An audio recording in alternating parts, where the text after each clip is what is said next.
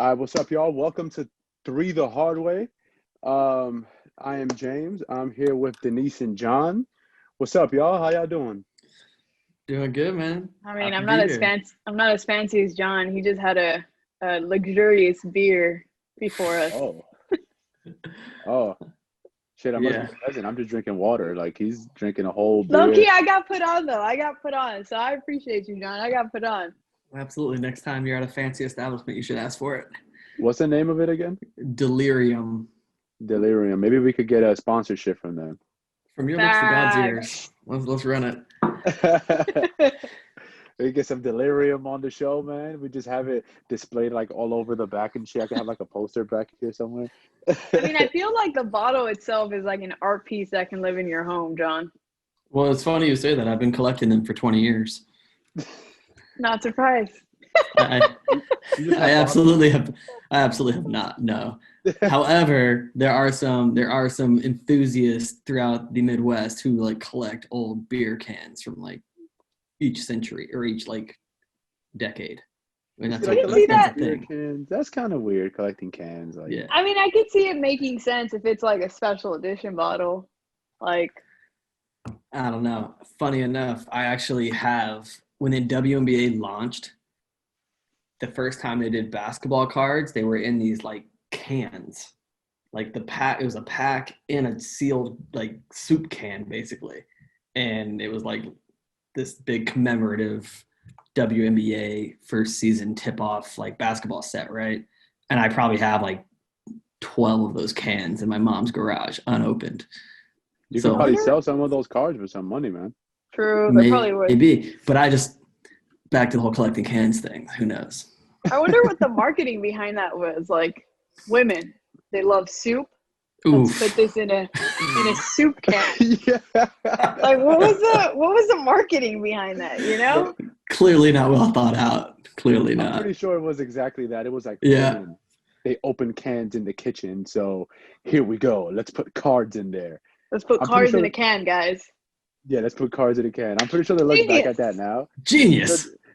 hey John, can you find out Fuck.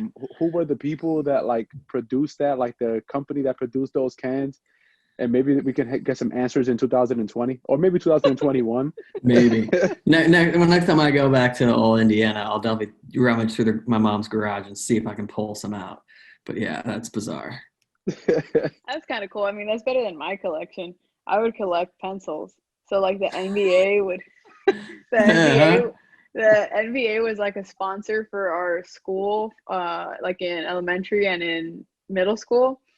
And they would give us like these, we had wooden pencils, so they would like wrap the pencils with like a player on there.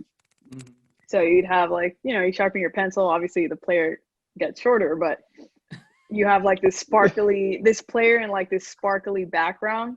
Yeah. And so you would get them like during some kind of like graduation or an assembly or an award assembly. And so I had this box that I got at Knott's Berry Farm, and I just put all my wooden pencils on there. But they're worth not as much as your cards, I'm sure. Hey, you know what? I'm pretty sure like if you had some of those pencils dead stock, someone will be weird enough to buy them. This Shit. man There's over a here market. Could be right. There's a market for everything. dropping the dead stock term. That's the phrase that A dead good stock lord. pencil. That's crazy. Unused from 2002. All right, should we go around and maybe just, each say kind of a little bit about a background? Yeah, let's do that.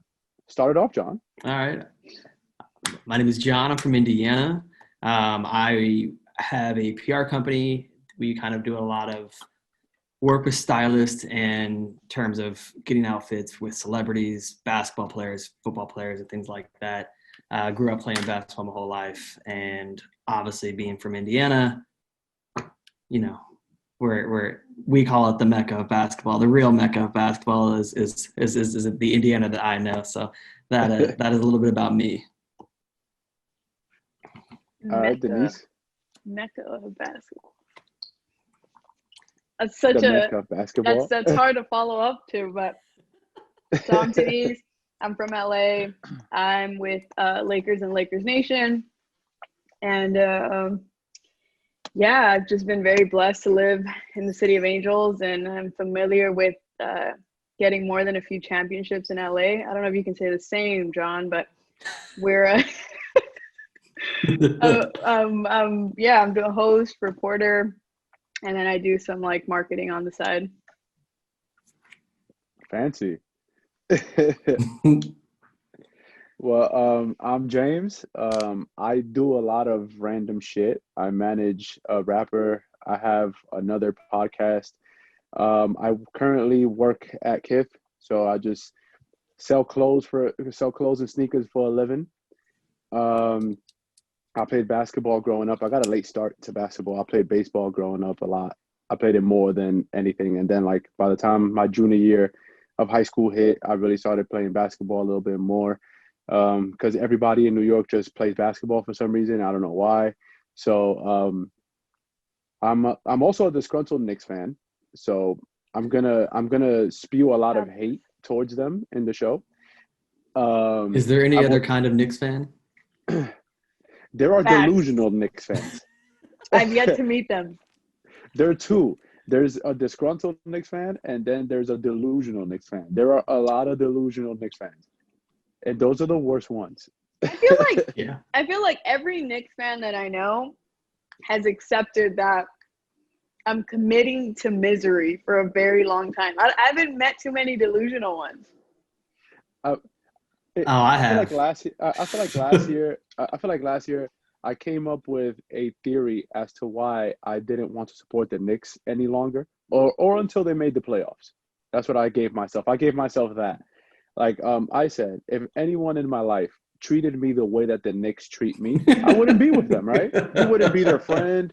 They wouldn't be your partner. Facts. It wouldn't be anything in your life. So why should I stay there and suffer with this franchise that clearly doesn't care about us? I'm just gonna sit there every day, like you know that meme, like with the guy with the mask and it's like a smile and behind he's crying. Like that's me every night watching the Knicks. Like that's me every night, and I don't want to have to deal with that. I'd much rather be miserable with another franchise at this point. I want to experience misery with another franchise. What franchise is that right now? Do you have one? Currently, right now, I am forming the Atlanta Hawks Hive. Hey. So I'm forming applications. So anybody wants to jump on the bandwagon with me for the Atlanta Hawks, I like the moves they've done, so I'm going to be an advocate for the Hawks on this show this season. Up until I see they hit like a sub 500 record, then I'm going to just stay quiet. Love the Denise, commitment. Denise, I would assume you're a Laker fan, but since there's two teams in LA, how about this? Who is your LA There's one team? team. And fair enough, great answer. Other than the one team in LA that clearly you're a fan of, who would the other team in the league be that you follow and possibly like guilty root for? Guilty root for, or because like honestly, this is gonna sound so random, but I loved for at one point the moves that the Pelicans and the Spurs were making. Okay. Pelicans are pretty obvious. What Spurs move did you really like? I was a long time, and I blame my dad for this. I was a long time Pop fan. Okay. And even with like the moments that I disagreed with his coaching style, there was still a level of respect. And I was coaching youth basketball too. And I just really appreciated the decision making that he made and the organization. There's a really good documentary on PBS on the Spurs, which is random. That's very random. For real. And it's Why would anyone probably make a in documentary on the PBS Spurs? for a reason, by the way. Because it's better.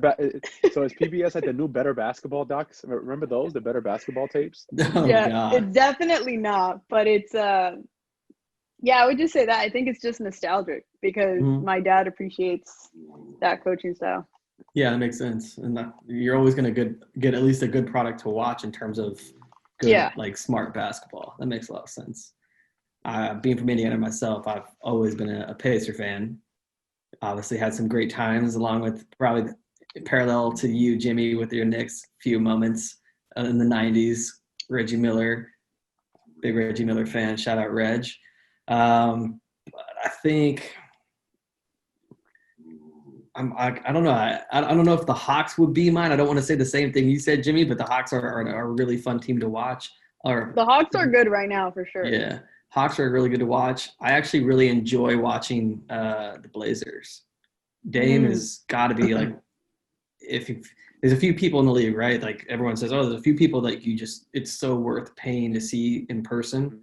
Dame Lillard is like one of the top 3 guys for me to like, gladfully, like happily take my monies. I want to see this man in person, just go to town, because there aren't many people his size, pound for pound, that really does what he does. I think he's so much fun to watch. But then you also, I mean, you have the rest of that roster. McCollum's really nice.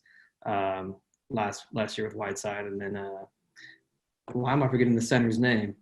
Nurkic. Nurkic. Thank you. I always get him and the dude from the Nuggets. Yeah, confused. They the actually Blazers played are fun to together, watch. ironically, on the Nuggets. That's right. They released. Together. Yeah, they released Nurkic and kept Jokic, which is crazy. You forgot the most important name on that Blazer roster. Oh, you're about to say Melo.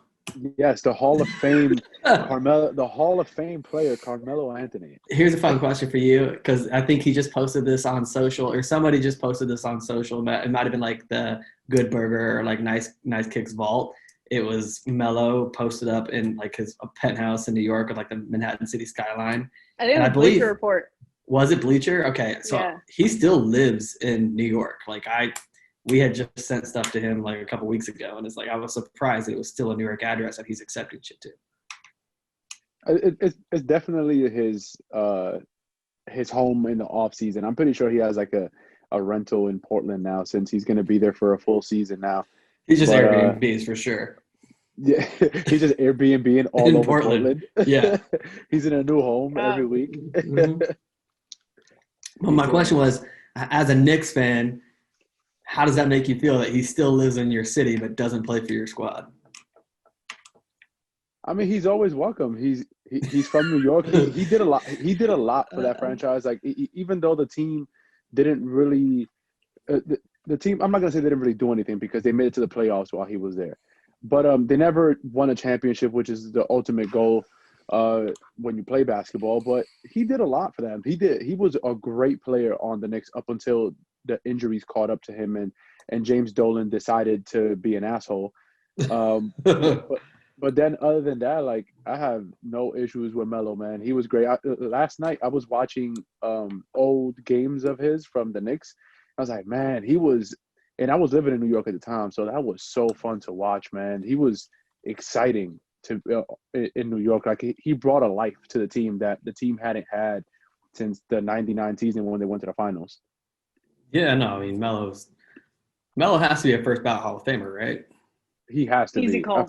Easy call. I feel like at this point, like, there's been so much disrespect from the media for no reason. I don't know why. I feel like the media every year picks a new person to attack and to make some kind of villain, or try other players to turn against him. I don't know why they chose Melo the last like 2 or 3 seasons, but he's a first ballot Hall of Famer regardless of what they have to say. Yeah, I would assume that the reason why they attacked him, as you say, would be because he wasn't willing to come off the bench when he wasn't productive or playing any defense at all. So that's probably why he was attacked. But I think he went on a couple shows. I don't know what show it was that I watched him on. I want to say either Knuckleheads or JJ Redick show. It was one of the two. He was on one of them, and he was explaining that situation of him not wanting to come off the bench or something. He was just saying that it wasn't ever communicated to him or something like that. It was something along those lines. It was like he got there and it was like, all right, cool, you're just going to come off the bench. And he was like, yo, nobody ever told me this. Like, you guys signed me. I'm Carmelo Anthony, as you know, like, I'm a Hall of Famer. You're going to sign me. I expect to start, not come off the bench. You know, like, you got to have that conversation with somebody. You can't just like, imagine LeBron James signed with the Lakers. And when LeBron signed with the Lakers, fucking Frank Vogel just goes like, well, you can't even compare the two. No, I'm sorry. no. You know what I'm saying. But I like, know what you're saying. I understand like, the point you're trying to make for sure. yeah, a respect factor. Like, hey man, like understand, like this is a direction that we're going. Like, just say that. Yeah. But then like he spoke about it. He said like once I saw and I understood, I was willing to do it. And I guess Yeah. other teams just took that the wrong way. I don't know why, but I'll do the same thing. Like, hey man, I'm not coming off the bench. Nobody told me I was coming off the bench. That's a very New York mentality, though, if you think about it. It's like very, just like cutthroat, I think, in his delivery. Because not necessarily his tone, but it's just because a lot of players, and you can circle it all the way back to the whole, like, the reason why LeBron even did more than an athlete, right? Because of players not being able to have like their own opinions and everything being misquoted and things like that. But I think what he said in that moment was very New York. Like, well, you didn't communicate that with me. Yeah. Speaking of, yeah, go ahead. I was just about to say, I didn't know that he had his Through the Lens company launched already. I heard Buzz. Yeah, I heard Buzz in the summer. Yeah, so it's like it seems like a media company. He's giving people and players access to the minds of some of his teammates and professionals. Cool. Yeah, it's super cool. But I had no idea it had launched already. It apparently launched in the fall of this year. Mm-hmm. Man, Through the Lens. Hey, that's actually great that a lot of the players now are getting into the media side of it. Like how Kevin Durant has his own podcast and he has 35 Ventures. He has his own media company and everything. How JJ Redick has his own podcast and he's currently still active in the NBA. It's pretty cool to see that because for the longest we didn't see a lot of the guys talk. A lot of them chose not to because the media just completely turned everything upside down and inward and made them villains. So it just didn't give them a welcoming, like just any kind of welcoming environment to walk into. I agree. I wonder if the media is going to hit them with the same lines that the NBA players hit them with, like, "Oh, you never dribbled the ball. You can't talk about what I do." I wonder if the media is going to turn it around and tell them like, "You guys never went to college for journalism. You can't talk about sports." I wonder if they're going to do that to them. I mean, unless they get someone on their squad that's like an actual journalist, which I'm like Carrie Champion's on there. On Carmelo's thing? Yeah. Is she still at ESPN too? I don't know. Oh, I think she is. Yeah, she is. But good for them, man. Actually, she's not. She's on Vice. I think it's dope because it's one of those situations where some of these players aren't blessed with good contracts and they could be making a lot more money than they actually are. So if you don't have a good agent, you can at least somewhat leverage that until you get a new one by kicking off your brand and using that celebrity to launch something that's actually yours and not part of an organization. True. Yeah. I mean, I think at this point in society, the people making the best content are the people that are actually living these lives, right? Like in any aspect of it. It's one thing to be an observer and like, an editor who's like at every game and a journalist who's at every game and things like that. But it's the perspective we all as consumers want is the perspective of the player. The firsthand info is the most valuable. It was just like this morning I was watching JJ Redick's podcast and Chris Paul was on it.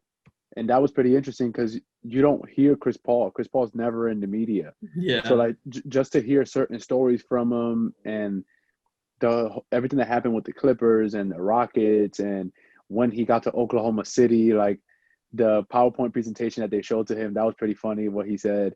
And now being in Phoenix, it's good to hear from him. Like it's like when you have an uncle that when they come around they're gonna have a bunch of good stories because you don't see them often. I feel like that's the case with a lot of these like the big time NBA players. It's like you never hear them, so when they finally talk, it's like, oh, I want to hear what they have to say. Yeah, right. They gotta have some crazy stories. Well, I guess obviously all of the past 2 days media clips from LeBron in terms of like his quotes or whatever, because he did a road trip in like two or three nights ago. and that was a really good listen as well. He had a lot of really good little tidbits about just the bubble and just his reaction to Kyrie Irving saying that, he never felt, I don't know, kind of like the negative stuff Kyrie said about LeBron, and LeBron kind of being vulnerable and opening up, being like, that kind of hurt me, that Kyrie said that stuff about me. Because he's like, I always had nothing but positive things to say about Kyrie. He's like, I told Kyrie I see him being the MVP of the league one day. Like he openly says, like, I'm trying to help him achieve those goals. So LeBron that was like the headline, I think, like on ESPN or Bleacher Report, like yesterday or this morning, was him saying I was hurt by Kyrie saying that, which I thought was interesting. Kind of jumping around. Go ahead. I was about to say, that is interesting, because even then, like, to echo that, you don't get to see some of these players' personalities. Like, there's some players where you only see them on the court.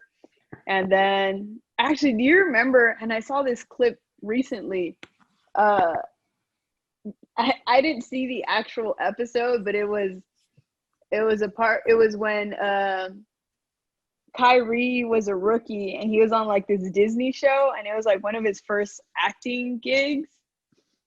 Compared to how he holds himself and conducts himself now, it's so cringeworthy, yo. It's so cringeworthy. I think the way he acts and conducts himself now is pretty cringeworthy too, to be honest. So that's saying a lot. So that's saying a lot. He hasn't really changed. His platform just got bigger. Yes. Kind of actually, it's funny, speaking of Kyrie, Jimmy brought to our attention that ESPN released their top 100. Kyrie was actually a surprise in terms of their ranking on that to me. So if you guys want, maybe we can just go through the top 100. We can kind of run through it. Yeah, I think for the first 25, how about I just read through the 100 to 75, and if any of you guys have any gut reaction that you guys are surprised by, we can stop and talk about it, but we can just also run through them real quick, and then we can kind of jump into like the top 50. Joe Harris 100, Marcus Morris 99, Otto Porter Jr. 98, which how is he even on the list? Derek White 97, Marcus Saul is he even gonna get off the bench? LaMarcus Aldridge 95. That's wild. Yeah, Jared Allen 94. I even think he should be way. He should be higher. Yeah, that's weird. Ricky Rubio 93, Mitchell Robinson 92. Why is there even a Nick on the top 100? I asked myself the same question. I still ask myself why he's on honorable mention. Honorable mention. Seth Curry 91, Pat Bev 90, Joe Ingles 89, which is bizarre as well. Hold on. There's no way Pat Bev is better than LaMarcus Aldridge. There's absolutely no way. There's no way. Yeah, well, you should take this up with ESPN. Jeremiah Grant 88, Buddy Hield 87, Brooke Lopez. Yeah, that's bizarre actually. Buddy Hield should be a little higher than that too. That's strange. Brooke Lopez 86, Gallinari 85. John Collins, 84. I understand that obviously he's dropped because he was hurt all of last year, but give it 3 weeks into the season, he's got to be in the top 50, right? Apparently, I think last year ESPN had him ranked in the 40s. And he last year, and now they got him ranked in the 80s, and he averaged 20 and 10 last year. Yeah, no, the guy's a phenom. I heard actually Atlanta was trying to move him, but that'd be terrible. Yeah, he was ranked 47. Yeah, ranked 47 last year. So clearly, I obviously we don't have the full context of the headspace of where the writer was, but assuming they're basing this solely off of last year, I would have to assume last year's performance. I would have to assume they have to have taken account into this year's opportunity of play, right? I mean, they have to.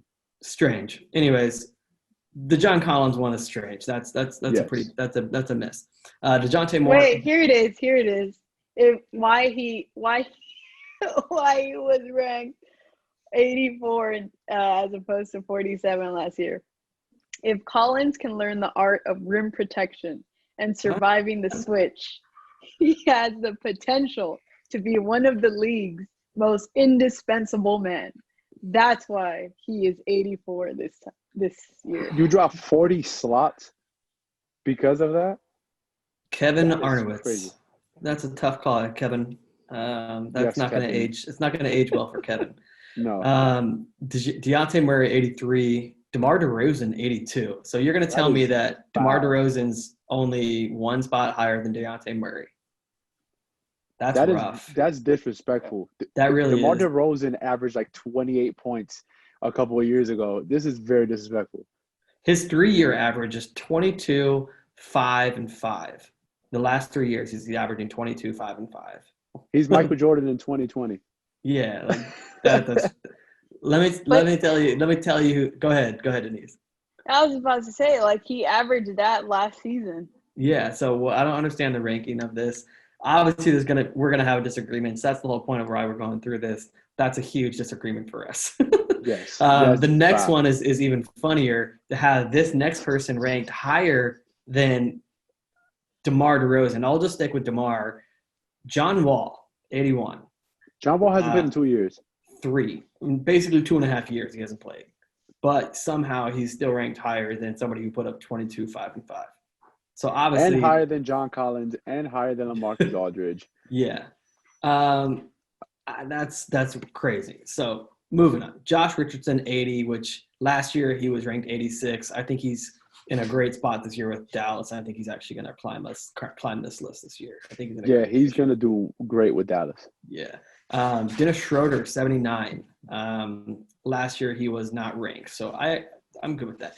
Aaron Gordon, 78. Contavious Caldwell-Pope, 77. That's laughable. Montrezl Harrell, 76. Should probably be higher. That's kind of last year he was so okay, so here you go. Last year he was ranked 72. This year they're ranking him 76. Last year he was he was a sixth man, right? Basically most improved guy in the league. So that's kind of bizarre also. They have Duncan Robinson ranked higher than Montrezl Harrell. Duncan Robinson is 75. Miles Turner, 74. Miles Turner shouldn't be on this list. I'm a Pacer fan. I've watched a lot of those games. This man is useless right now. He kind of looks like Joanna Man a little bit. He really does look like Joanna Man. That's a strong case. That's a great call. But outside of that, the Pacers couldn't even pull off a signing trade to get rid of him. They were literally giving the guy away and couldn't get rid of the guy. So that's awful.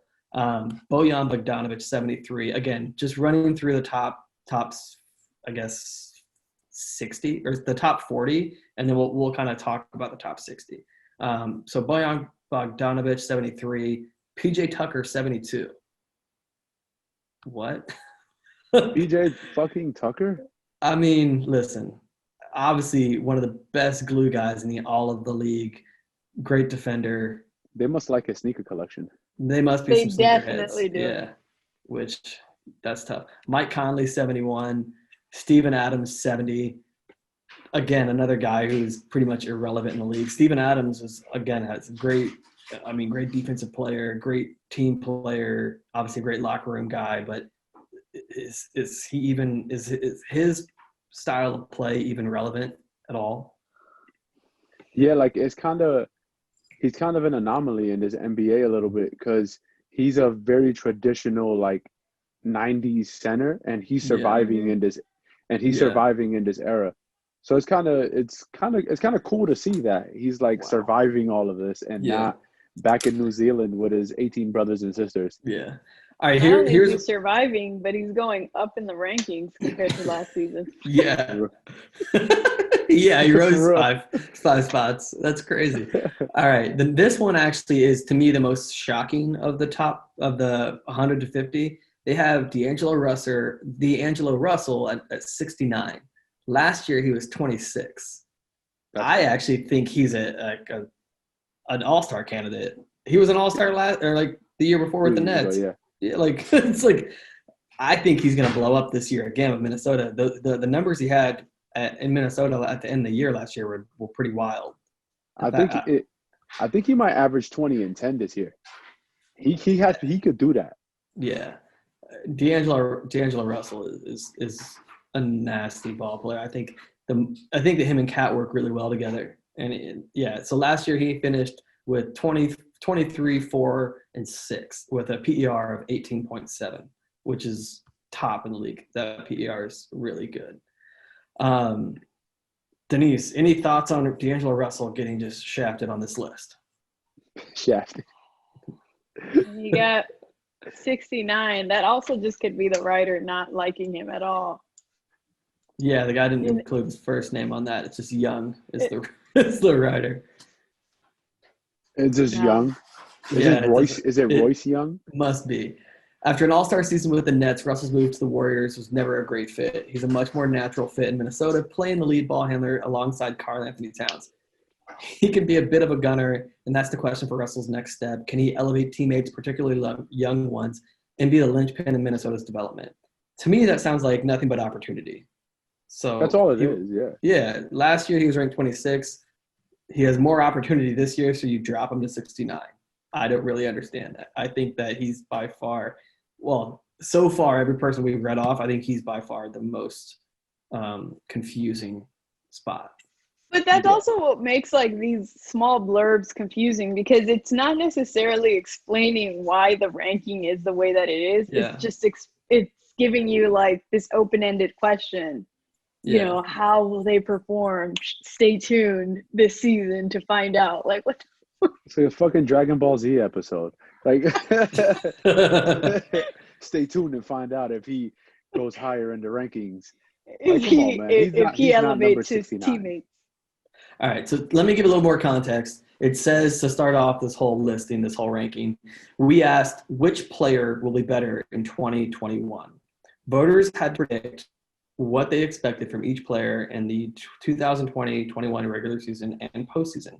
Here are the first 50 from the numbered 100 to 51. So I guess if they're ranking off of who's going to improve, so then, yeah, I mean, I guess obviously John Wall should be number one then. Like, he hasn't played in 2 years. Yeah. I don't know. Regardless, we'll take that with a grain of salt. We'll keep going through this list. We can all have our own opinion. I think that what Denise said is correct. Like, the fun part about these lists is it kind of like gives you dialogue, kind of gives you a little something to talk about, kind of gives us a way to look forward to the NBA season, which is, you know, only 13 days away, 12 days away from now. Depends on when you're listening to this. However, D'Angelo Russell, in my opinion, top 30 guy in the league this year. But that's just me. All right, 68, OG Anunoby, Indiana alum, probably right where you should be. 67, Eric Bledsoe. I think the Eric Bledsoe train left 3 years ago. He's not really. There's a lot we can unravel on that too. 66, Serge Ibaka. I think that's probably where he should be. He could probably, that's probably right. He could probably be higher, maybe, depending on where the rest of the list goes. Who knows at this point? Blake Griffin, 65. Last year, his rank was 23. This again is the same kind of feelings with D'Angelo Russell. I think Blake Griffin could be super productive in Detroit if he stays healthy. I think he literally walks on the court and gives you 20 and 10 every night. Hey, man, like, regardless of what people say on social media and, like, just the media in general, Blake Griffin is one of the best bigs in the NBA. He's super talented and skilled. Like, he's like he's a definition of a point forward. He could bring the ball up. He could orchestrate the offense. He could play off the ball, on the ball. He's very good at what he does. Yeah, I'm pretty sure he was, and we're crossing over into like fantasy basketball stuff, but I'm pretty sure he was like a second, third round pick last year in fantasy basketball. Sure. So keeping that on the back. Go ahead. I was just gonna add, if you think about it with the media, and that's why the media can be a little tricky. He got a lot of bad press last year, not even for his performance. Like, you heard more about his personal life than you did about anything that was happening on the court. So I also think like there's something to say there, because it's not, I don't think he's ranked. If he was ranked last year at 23 and this year at 65, it's just tough to say. Yeah, they must not like that he's not with Kendall Jenner anymore. That's probably what it is. That's got to be. I didn't want to say it, but that's for sure. You're absolutely right, Jimmy. All right, 64, Kevin Love. I mean, Kevin Love is a great ball player. But He should be higher. you think he'll be higher? I think he should be lower. I think he should be in like the 80s. I'm actually Nah. not mad at this ranking. Yeah. I feel like Kevin Love is rotting his career away in Cleveland. It's like one of those situations that like I got a ring and I'm getting paid $30 million a year, so I'm okay with being here right now. I'm getting paid to lose and I already have a championship ring. I've made What else? Yeah. like I've made all NBA, I've made all-star games. Like I don't have anything else left to prove. So you think he's content with his resume in terms of becoming a Hall of Famer, or do you think he's just content with his money? I think he's content with his money. And there's no knock on that. Like shit, I wish I could be making like $30-something million a year just to fucking lose. Like anybody would do that, but I feel like he's okay with it. Like if they trade him, they trade him. If he don't, he's okay with being there. I feel like this year him and Andre Drummond will be very good together because they both could pass the ball very well. So I think they'll be all right this year. Cleveland's gonna suck, but they'll be okay. I actually think Cleveland will be one of those NBA TV teams like to tune into from time to time. You think so? Yeah, like Garland, Sexton, Love, and Drummond. When they're healthy, they're actually super fun to watch. And they just drafted Isaac Okoro, so he's going to be their starting three. I guess he should be. Yeah, I mean, honestly, it's to be honest, like it's kind of not to go too off topic. We're super spoiled in the NBA right now because we're kind of on the back end of the evolution of basketball, right? Like we have fully shifted out of traditional basketball of a 1, 2, 3, 4, 5 kind of scenario. Now it's just everyone plays everything. Everyone is multi-talented. Everyone can bring the ball up the court. Everyone can shoot threes. It's a much more entertaining game to watch. And I think that obviously you have a lot of teams that you can watch at any given night. The Cleveland Cavs are one of those teams I actually think are going to be fun to watch. Moving to 63, TJ Warren for the Pacers. Pretty solid. He wasn't ranked last year. It gets the bump to 63. You said TJ Ford? TJ Warren. TJ Ford. TJ Ford came back with his baggy ass shorts. No. Although I wouldn't doubt him going to the Nets via Kevin Durant's request, being Longhorn guys. But anyways, TJ Warren, I think that's a pretty good ranking for him. He put up he hit a 50 banger last year against the Sixers. Dude can fill it up. Definitely what saved Indiana's season in some regard. Obviously, they didn't do much postseason wise, but in terms of entertainment, TJ Warren could put in the basket. 62, Bogdan Bogdanovic. We could probably talk about him a little bit since he is one of the most controversial offseason free agents in terms of how the NBA kind of blocked the Bucks situation, or apparently the NBA didn't block it. Apparently the Bucks reported that happening before Bogdan and his agent approved it, because I guess he had a player option, and so it was reported, which shouldn't have been. Was a lot of what somebody did? Somebody called that snitch hotline. I was like, oh, we hear Bogdan is going to Milwaukee. Go check him out over there. Yeah. And apparently multiple people spoke up because he's apparently a very hot commodity. So last year he was ranked 74th. This year he's ranked 62nd. Obviously, I mean, he just seems like a really good fit because he can defend on the ball pretty well. Not like Klay Thompson level by any means, but he defends the on ball really well, and he shoots the open three really, really well. Yeah, he has good stats, but he also doesn't have, and I think this is what's going to make this season so much more interesting, that he hasn't started. Like, he hasn't been a starter, and so this season, it's without a doubt that he will be. So I think that adjustment is going to be, at least for the first couple of games, interesting to watch. Yeah, that whole Atlanta, Jimmy, I think we're all on board your bandwagon of the Hawks. They're going to be one of the most interesting teams and most fascinating teams to watch, just purely the way that they constructed their roster this offseason. It's definitely, I mean, we all have spoken off camera about how much we really enjoyed their offseason transactions, how deep that team is. I think it's going to be really interesting to see how they kind of create their lineups, who plays with who, how they figure out that chemistry, right? Because they are deep in every position pretty much. Yeah. So they added a lot of defense too, which is what they were missing out on. They drafted Onyeka Okongwu from USC, who's pretty much going to be the starter once Capella's contract is up, or they trade Capella. I don't know what's happening with that cycle of big men they have over there, but I think it's a good start for Okongwu to start off the bench. And then you have Rondo, you have Chris Dunn. So they're going to be, I think the Hawks, especially their bench squad, is going to be very good defensively. Yeah, that second unit is going to be really tough to put points on. You're looking at Rondo as the backup point guard, Kevin Huerter and Chris Dunn as the backup shooting guards behind Bogdanovich, Cam Reddish, Tony Snell. Tony Snell can defend as well, but yes. DeAndre Hunter, the small. Gallinari, not the best defender, but John Collins is. Then you have Capella and Okongwu as the centers. Not to forget to mention Bruno Fernando. So you're absolutely right. Defensively, they're going to be really tough. Yeah. You know, it would be interesting if Okongwu, because if you remember his games at SC, like his defense was up to par, but he couldn't shoot a three if his life depended on it. Yeah. And I think with today's game, the way that it is, if he happens to I don't know, just be working on threes for the entire offseason and then just comes in hot, he's gonna be a big game changer. Yeah, I mean, I think that I feel like with the way that their roster is constructed, they'll probably fourth quarter, if it's a close game, they're probably going to bump Collins to the 5, Gallinari to the 4. They'll interchange Reddish and Hunter at the 3 and go, or push Bogdan to the 3 and run Trey and Rondo if Rondo is healthy.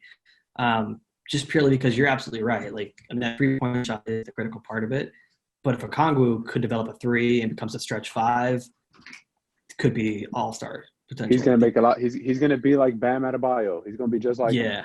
Exactly. He's a special player. Yeah, I agree. I don't know if everyone knows this. I assume we all know this. Went to high school with the Ball brothers. Chino Hills, started as a freshman. Was like a top 20 kid in the nation every single year for his class. Had a really good year at USC. Obviously, the season was cut short. He filled it up. He filled it up as a true freshman in the Pac-10. Like, that's not easy to do. He deserved his draft position and probably could have gone even lower in the draft. Moving past Bogdan, we'll go to 61, which is Davis Bertans. I mean, you're on a bad team. You weren't ranked last year. How the hell is Davis Bertans even on this? I had him in a fantasy basketball league. I understand the production level. I understand that in terms of a fantasy production level. But in terms of like actual real life, let's just discuss that Davis Bertans is ranked higher than D'Angelo Russell. Like, I've never been one to talk about contracts in the NBA and criticize them, because I understand the business side of it as well. I understand all of it. I understand the salary cap and why people have to get paid, why teams pay certain players certain kind of money. I get it. But Davis Bertans got grossly overpaid by the Wizards. He got paid $80 million to literally just catch and shoot the ball. He doesn't bring anything else to the team. He doesn't rebound. He doesn't defend. He doesn't even take a 2-dribble step-in jump shot. Like, he's just literally catch and shoot. And he's a sniper. Like, if he catches it from 47 feet and he's open, he's going to shoot it. And he's more than likely going to make it. He can knock down an open shot. But to get paid $80 million, that's kind of crazy. Like you could go down a list of the people that are getting paid $80 million. Here's the best part. Here's the best part. Who is going to be running the point primarily for the Wizards? A new acquisition. My guy, Russell Westbrook. How often does Russell Westbrook pass the ball? No slander for Russell Westbrook. No, but how often does Russell pass the ball on a pick and roll? I mean, he's averaged over 10 assists the last 6 seasons. He makes bad decisions, but Russell Westbrook does pass the ball. He makes bad decisions, though. All right. We'll move on from that. That's another conversation. That's a conversation for another day. Anyways, Davis Bertans, best agent in all of the NBA, apparently. kudos to that man, He's not whoever even he from is. America, the agent. Is he not really? I don't think he is. I don't think the agent is from America. Hopefully it's probably Sacha Baron Cohen. Anyways, moving That on. would be amazing. Rocco, Robert Covington, number 60. This is interesting. I actually think that the ranking, I'm not upset at the ranking. What's interesting about Robert Covington is why has he moved around so much? Why are teams so quick to move him? And I think it was Bill Simmons who brought this point up on the Ringer. Bill Simmons brought the point up as, the guy's only been in the league 3 or 4 years, and he's on his 4th team. If he's so valuable, he's such a great defender, he's such a great 3-and-D guy, why is he being moved? Is he a cancer in the locker room? Is he a distraction off the court? In the media, he's not a distraction, but in terms of in the locker room, is this guy like unbearable that we just haven't heard about yet? It could be, but just from what you see on the court, like production wise, just like the eye test, just like I'm big on like just when you watch, like, because when I sit down and I watch basketball, like I'm weird and I don't watch the ball a lot. I watch a lot of off ball action to see who's making their money off the ball.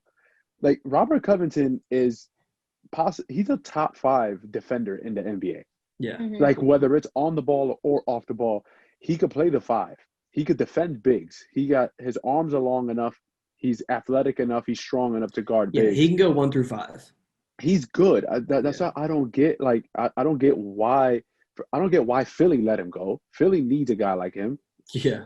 But Philly's a whole nother franchise that's in everybody shambles. needs a guy like him, honestly. Like Yes. Literally everybody needs a guy like Robert Covington. Denise, I'd be interested to hear kind of a little bit of your take on situations like this where you have a player that's productive on paper, you have a player that is coveted by all teams. Do you think that this is a situation of Portland just wanting him more than Houston? Because they gave up 2 first-round picks for him, which is a lot. That's a steep price for anyone, right?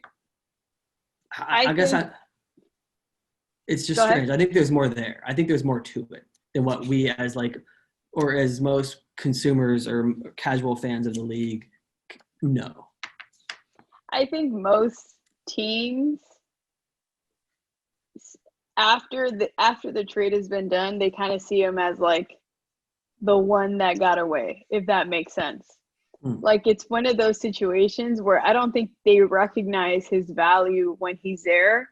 And I don't think like even with the Sixers, like the whole trusting the process was a bunch of crap. Like it's not like that was the case for him, and I think that, I feel like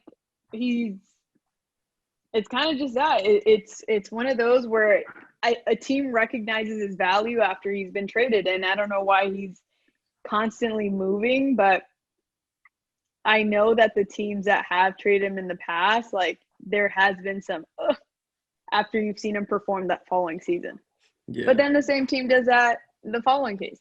Yeah. Wasn't he was also drafted by the Rockets, right? Covington, I think, was drafted by the Timberwolves. Nah, he was undrafted. No, I think he was undrafted. I think he's an undrafted guy, and he started with Minnesota, I believe, and then went to Philly in the Jimmy Butler deal, I think. I think it was a Jimmy Butler deal that took him over to Philly because he was in Minnesota. That's where he started. You're right. You're absolutely right. He was undrafted, got signed by the Rockets as an undrafted free agent, did G League with Rio Grande, then got signed probably was on like a 10-day with Rio Grande or 2-way with Houston. Philly picked him up, then Minnesota got him, then he went back to Houston, and Houston gave him up. That's a really good move. Like when you're talking about the back end of it, right? Houston's a teardown at this point. So getting 2 first-round picks for a player when you're tearing down, that's actually incredibly good deal for Houston. Especially when they acquired him in the beginning as an undrafted free agent. That's pretty impressive.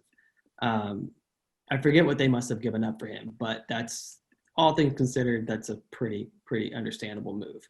Yeah, the Houston Rockets at this point, they just need a government loan to stimulate their team. Like it's over for them. Like just let James Harden go. Just trade him. Send him to anywhere. You don't have to send him to Brooklyn or to Philly where he wants to go. Send him anywhere at this point. Just get rid of him. you did everything you could, and you didn't win. So yeah, I think by next week we'll definitely have a little more information, and we'll probably have a lot more to talk about regarding. I mean, there's a lot to talk about Harden right now, but let's kind of keep going through the list, and we'll talk more about Harden probably in the next episode. 59, Tyler Hero, easily the fastest rising rookie from the bubble to today. Like the guy's playoff performance was absolutely wild. And coming from somebody who I trashed this dude the entire time he was at Kentucky, I bet against this guy quite a bit with friends, with bookies, in all different types of ways. Tyler Hero did not show that he had the juice in college. However, Jimmy Butler is got to be the best thing that ever happened in Tyler Hero's life. Yeah. He got that like chip. Yeah, he got that chip. Like he started walking with a different swag. I think he might have dropped this a couple of days ago or top of week. But the piece that he did on Players Tribune on the 14 things that he learned in that year, if you guys haven't read, it's pretty good. I think that whatever writer he was working with, like the way that he articulated his game kind of reminded me of, I don't know, I'm having a brain fart, but the Kobe series on ESPN Plus. Spotlight. Detail. Yep. Yeah, so whatever writer he was working with or trainer who was articulating his game the way that he did on this piece, it was really good. Yeah, I mean, and this is a very interesting concept. It's just in general, right? This is what's so interesting to me, and this is one of the most fascinating parts of all sports that I tend to talk the most about with my friends on the side is fit, team fit, opportunity, right? It's like it's more prevalent in the NFL because you could just the NFL is bizarre where it's just so much more buried in depth charts and playbooks and things like that, where the NBA is a little bit more freestyle where it's like you have a play, but at the end of the day, your reaction and your counter to his action is more of what's happening in the NBA. I think what's great about Tyler Hero is by far the best fit he could possibly have got being drafted to the Heat, where that organization is nothing. It's a grind organization. Like they want you to go in, work your tail off, they're going to work you out in the weight room more than anyone in the entire league. They think that your body is the most precious thing in the world, and not many teams think that way. Look at Portland and how they just ruin players. Greg Oden, Brandon Roy, like a lot of teams. Like it's interesting, right? The common sense things to us that like, hey, maybe you should take care of your asset, aren't common sense things to these teams, right? It's very interesting how much fit comes into play.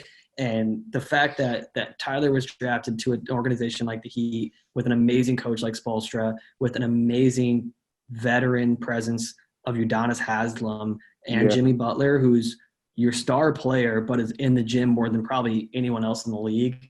Yep. And from all I hear about Tyler Hero is that all he wants to do is be in the gym. Like, because he has to prove everybody wrong. I've watched a few interviews of his since the league ended, and that's all he talks about. Like, he just wants to work out. He took a couple weeks off after the season was over, and he was right back to the gym. Like he landed in the best possible place. He's gonna be really good there in Miami. It was like a match made in heaven for him. He's gonna get paid over there. Yeah, and I absolutely agree. Continuing through this list, so we're happy with Tyler Hero at 59. I think it's a pretty good ranking for him. I like that ranking. Yeah. I like him there at 59, but I don't like where other people are ranked below him. Mm-hmm. But it's no knock on him. It's just there's other people that should be higher. Yeah. All right. 58, Goran Dragic. I think, he looked like an all-star in the bubble as well. He really played well in the bubble. Tobias Harris, 57. Last year he was ranked 29. I'm not mad at this ranking. I think that he kind of disappeared in a lot of games last year. It's that Philly shit, man. Like, who knows? Maybe this year with Doc Rivers there, they'll have a different offense unless Doc Rivers is going to use Tobias Harris like he used Paul George off of pin down screens, and Paul George didn't like that. But I actually think that's good for Tobias Harris. He does well off pin downs. Yeah, he does well off of it, but like if we're being completely honest, like Tobias Harris, he's a great shot creator. Like he can get you could put him in an ISO situation and Tobias Harris could get you a bucket. Yeah. And I feel like Philly didn't utilize him last year Mhm. the way they should have. I mean, he's the third option. Yeah, of course. But Any Ben way you Simmons slice can't, it, he's the third option. yeah, he's the third option, but Ben Simmons can't shoot. So in the fourth quarter, at some point, you gotta be like, yo, Ben, pass the ball to him. You gotta move it a little bit at that point because if Ben's not gonna shoot a jumper, somebody has to. And I feel like he was underutilized last season. Who knows what's gonna happen this year? I don't think Doc Rivers is that good of a coach, but I'll see what happens there. I was about to say, I don't think Doc Rivers is one of my least favorite coaches, but I will say that Tobias Harris didn't have he just didn't have anyone in his corner in Philly. And I feel like that could be Doc. Because even what he was saying about him during camp and like how he's just like this breakthrough player and he's kind of just like feeding the media this narrative of, look, like this might be my starter. Like this might be someone who I'm adding a lot of weight on their shoulders to. Like this could be his guy. I think sometimes the players need someone like that. And I think that could be Doc could be that for Tobias. I think that's a great point. I think all of us playing sports growing up, there's nothing like confidence. Mm-hmm. Like there's nothing like having the confidence from your coach and the support, the green light, as we call it, right? Yeah. There's nothing like your coach giving you the green light. Talk about confidence. You go out there numb as hell, looking like Deion Waiters pulling from anywhere, or J.R. Smith, right? That irrational confidence that comes when your coach gives you that kind of green light and that kind of opportunity. I think that's a great point. And it's like, honestly, on the flip side, from you guys' point of view, where it's like, I actually think Doc Rivers is one of the top 5 coaches in the league for a number of reasons. Mm-hmm. I'm not going to talk and sit here and say he's the best X's and O's coach. However, I do think if you're looking at a coach that gets the best out of his team, there's no one in the league that gets better out of his team, out of his whole team, than Doc Rivers. And unless they're up 3-1. I think the playoffs. Listen, I think the playoffs have a lot more to do with X's and O's than I do kind of coaching players. If that makes sense. I know that's kind of contradicting, but if that makes sense, I think X's and O's. Yeah, Brad Stevens, Spoelstra, like those are those guys. Those are the guys. Pop, like those are the guys. But if you're talking about having a group of people that you have to bring together, Doc Rivers top 5 in the league. Look at 2 years ago with the Clippers. That team should not have made the playoffs. I completely agree with you. He does a lot. He does a lot with a little bit. And Denise is dying. Denise is not even hearing it. Ain't enough. She ain't even hearing it. I'm just being polite.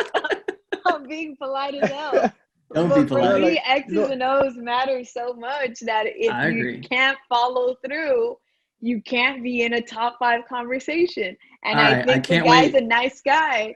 I feel like every interview he does, he's like the veteran. He's a veteran coach who gives advice to younger coaches of what not to do, what didn't work. It's not to downplay his success in the past. I just think like there's a line, and I'm gonna butcher it, but it's like history and chemistry, and I feel like he has so much history of the game, but the chemistry part, it doesn't show up for the entire season. It doesn't show up for the moments that count most. I can't put a finger on it. Yeah, like I can't quite put my hands on what the problem is with him. I don't know what it is. Like during the season, the team will do amazing. And then once the playoffs come, I don't know what happens. The teams just shut down. It's like they don't know. It's like they can't. Maybe he needs an interim coach. Maybe he needs like an interim coach. Like he needs someone like first half of the season, give the coaching majority of the coaching responsibilities to someone else. Second half of the season, treat it like the first half of the season. Playoffs, treat it like the second half of the season. I'm just thinking this guy is just getting worn out. I think he's tired. Yeah. And I think that's okay. But if that's the case, like just bring in an interim coach for the first half. I'm okay with it. That's not even All my right. team. So what I'm getting from you is if there was a position in the Hall of Fame for assistant coach, and if Doc became an assistant coach, he'd be the all-time Hall of Fame assistant coach first The ballot. all-time Hall of Fame. Yeah. He'd I be also great. can't wait to have this conversation about Coach Calipari when we start talking college basketball a little more, because I Yes. feel all those feels about him. I think I he's the agree. worst X's and O's coach in college history. Anyways, moving through the list. That's another conversation. Yes, that's a whole another one. Here's one, number 56. I think this is wild as well. Zach LaVine, 56. He was an MVP. He was in discussions for like MVP votes at one point last year. How is he 56th? Hey man, I'm part of the Zach LaVine hive. Yeah, same. You know, like when you discover an artist before all your friends do, and only you listen to him, and it's like, oh, you guys haven't listened to this guy yet. Wait until he blows up. Like I was like that with Zach LaVine when he was in college. Like when I watched him at UCLA, I was like, I don't know what it is, but he got it. He could. The guy could score. He's super athletic. To me, he's the second best in-game dunker behind Vince Carter. To me, he flies. Like just everything he does on the court is exciting. Everything he does, like when he dribbles, like the way he creates a shot, and then when he takes off, he's gonna dunk on you. It don't matter where he takes off from. He's very exciting to watch. I don't get why he's 56. He averaged 26 points last year, and like 5 rebounds and 5 assists, and shot like 40% from the 3-point line, which is high for someone who has the ball that much in his hands and has to create so much offense for such a bad team. Yeah. So like he did very good last year. I don't understand why he's so low. I mean, I just can't understand why you disrespect Gerald Green like that, saying he's the second best in-game dunker of all time. But that's true. Another No, story you're right. You're right. I forgot about Gerald Green. I forgot about him. I'm just kidding. Here's why I think it's not fair. I think it's not fair because I think they're basing this off of the Bulls' performance for the overall season, and the responsibility that LaVine had. I think I don't know, man. I think it's a lot to give a player to carry, and sometimes when you disrespect a player like that and you put an organization on him, like everyone else is getting judged on like individual performance and like seeing. I'll be honest. I'm not even. 56 doesn't sound bad in a conversation, but when you see everyone that is who's the next two? Let me get you go. Let's say number 54 is Lonzo Ball. Who would you rather have? You know what I'm saying? Like that's foul. That's what I'm saying. Like that's foul. It is foul. No disrespect to Lonzo Ball. I actually think he improved a lot last year. I think he's going to improve a lot this year. I'm high on Lonzo Ball. I love watching him play. One of the most cerebral players in the league, best court vision in the league, top 10 of that, right? However, if you are in any kind of scenario as a GM of a team, there's no one on the face of the earth that is taking Lonzo Ball over Zach LaVine. You know what? I think we should start a poll on that. I think we should start a poll on that on social media to see what kind of reaction we get, because I think you're going to be surprised as to how many people will take Lonzo Ball over Zach LaVine. There's a lot of dumb people out there, and I would love for them to expose them. That's not the argument I thought you were going to present. I was just saying that John was super polite. I mean, I like Lonzo Ball and the way that he plays, and I'm very excited just as yourself to see him play this season. But I mean, full disrespect, like you aren't over Zach LaVine. You haven't – the amount of weight this guy has had to carry, and I think for me, that's why when I initially saw the list, it didn't make sense. And that was the most triggering part for me because of how much of a dent the organization is going to leave on his shoulder because of how much he has to do to prove himself into being like who we all know he is. I feel like Chicago will be much better this year, though. I feel like they'll be okay. I feel like Kobe White is going to have a good year for them if they start him. I don't know what Lauri Markkanen did last year. Did you just completely say if they start Kobe White, if they start, they're going to – who the fuck is going to start? No, he didn't start last year. That's why. I don't know. Bad franchises find ways to lose. They just find ways to lose. But they just got didn't they just get a new coach? They did. Billy Donovan, yep. They got the OKC Yes. the Thunder coach, Yes. Billy Donovan. He's not the So best coach, but like, let's see what he does, because since he did come from college, well, from OKC, but Yeah. he's known for developing young talent in college. Let's see what he does, because Chicago has a lot of young talent. So let's see what he could do with this team, because I'm actually maybe that's what it excited. is. Yeah, I'm too. excited to see Billy Donovan with Zach LaVine for that same reason that you just said, because of the way that he grooms these young players. And we just talked about the level of confidence that some of these guys need. I think I think the weight that Zach's carrying right now is something that's going to feel completely like this season. Yeah. Zach LaVine should be top 25. There's no other conversation to have. That's wild. All right. Zach LaVine, 54, blasphemy. Moving on. 55, Christian Wood, not ranked last year. I think Christian Wood's going to have a great year with the Rockets. I think that's too high for him. That's fair. But I think it's okay. I think anywhere between where he is and 70 is probably realistic. But yeah, I'm not mad at it. Lonzo Ball, we just talked about, 54. Last year he was ranked 68th. I definitely think he's in the top 75. I do not think he's above like 5 of the people at least that we've got off. Levine and D'Angelo Russell, 2 of the big names that you would have to give me 3 first-rounders and Lonzo Ball for me to get rid of those 2 guys. That's stupid. I agree, yes. 53, Yusuf Nurkic, Portland Trailblazers. I think he could be top 40. Moving on. Yeah, I mean, we all know his game is nasty, but he was hurt all of last year. Last year he was ranked 83rd, sat out basically the entire season, moved 30 spots. I'm okay with it either way because his talent is ridiculous. DeAndre Ayton, 52. Last year he was ranked 66 as a rookie, or was he a rookie last year? Yes. Yeah, sorry, he was the first pick. Not mad at it. I think he developed a 3-pointer towards the end of the season, which was surprising. Talk about rim protector, rebounding. Like, he does a lot. I think he's gonna be nasty. If Chris Paul could turn Tyson Chandler and David West into all-stars, oh man, what he's gonna do with DeAndre Ayton, man, because this guy, he's already a 20-10 guy. Yeah. Without a legitimate point guard last year. The Suns were shuffling point guards last year at one point. Like, it was, I think they were grabbing fans from the stands to be their point guard at one point. But now with Chris Paul there, oh man, DeAndre Ayton, that's gonna be good to watch. Yeah, I think Mikal Bridges benefits the most from Chris Paul. Obviously, Devin Booker will benefit the most, but in terms of like other players besides the franchise of that team, which is Devin Booker, I think Mikal Bridges is really going to shine because he's a great pick and pop dude and plays defense, does it all. I think Mikal Bridges is in a good spot. 51. This is one that I actually like. I think there's 3 names that we've already called off before that should be ahead of him. However, I actually like this. It's probably a little controversial. Number 51, Michael Porter Jr. for the Nuggets. Let's hear it. Why do you think it's controversial?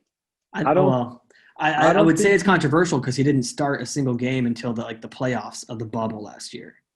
I don't like it. I feel like this is one of those things that they put him up there just based on potential of what he could be this year. Like Denise mentioned earlier, like they're probably adding in the factor of what they could do this coming season as well. But that's unfair to what other people have done in previous seasons and last season and everything. Like, and I like Michael Porter Jr. I liked him since high school because he couldn't get to play in college. Like a guy that's 6'11" and can do all of that. I said it during the bubble this year. Like, the Nuggets are only going to go as far as he takes them. Yes, they have Jokic. Yes, they have Jamal Murray. But if Michael Porter Jr. could become that guy, that you could give him the ball and trust him to create a shot, that team is going to be unstoppable. I mean, here's the thing. You don't even have to do that. You literally don't even need that from him for them to be super successful because he didn't really provide much of that last year, and they were super successful. They made it to the West Conference Finals. What you need for him is him to understand rotations on defense. Yes. Once he learns that, they're going to be scary, like very scary. And I feel like he needs to get a little bit stronger and a little bit smarter on the offensive end. He still treats offense in the NBA. I noticed it. He still treats offense in the NBA like he's in high school.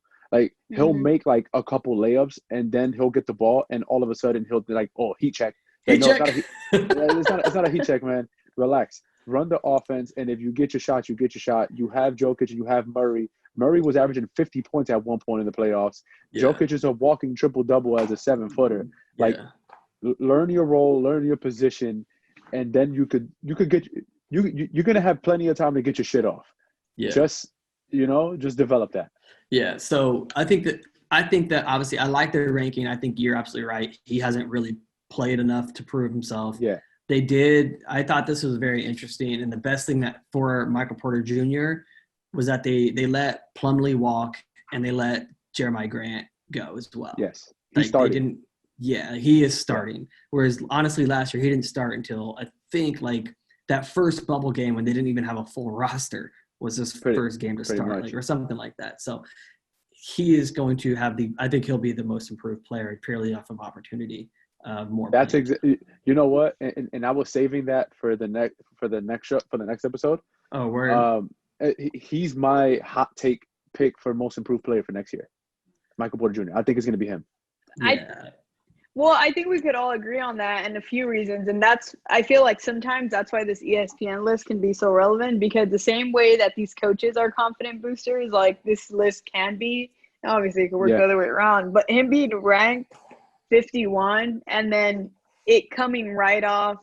I saw it somewhere on Twitter where he mentioned like some of his goals, and he was kind of like, he was going on a riff about like, I want to be things you hear, I want to be the best, I want to guard the best.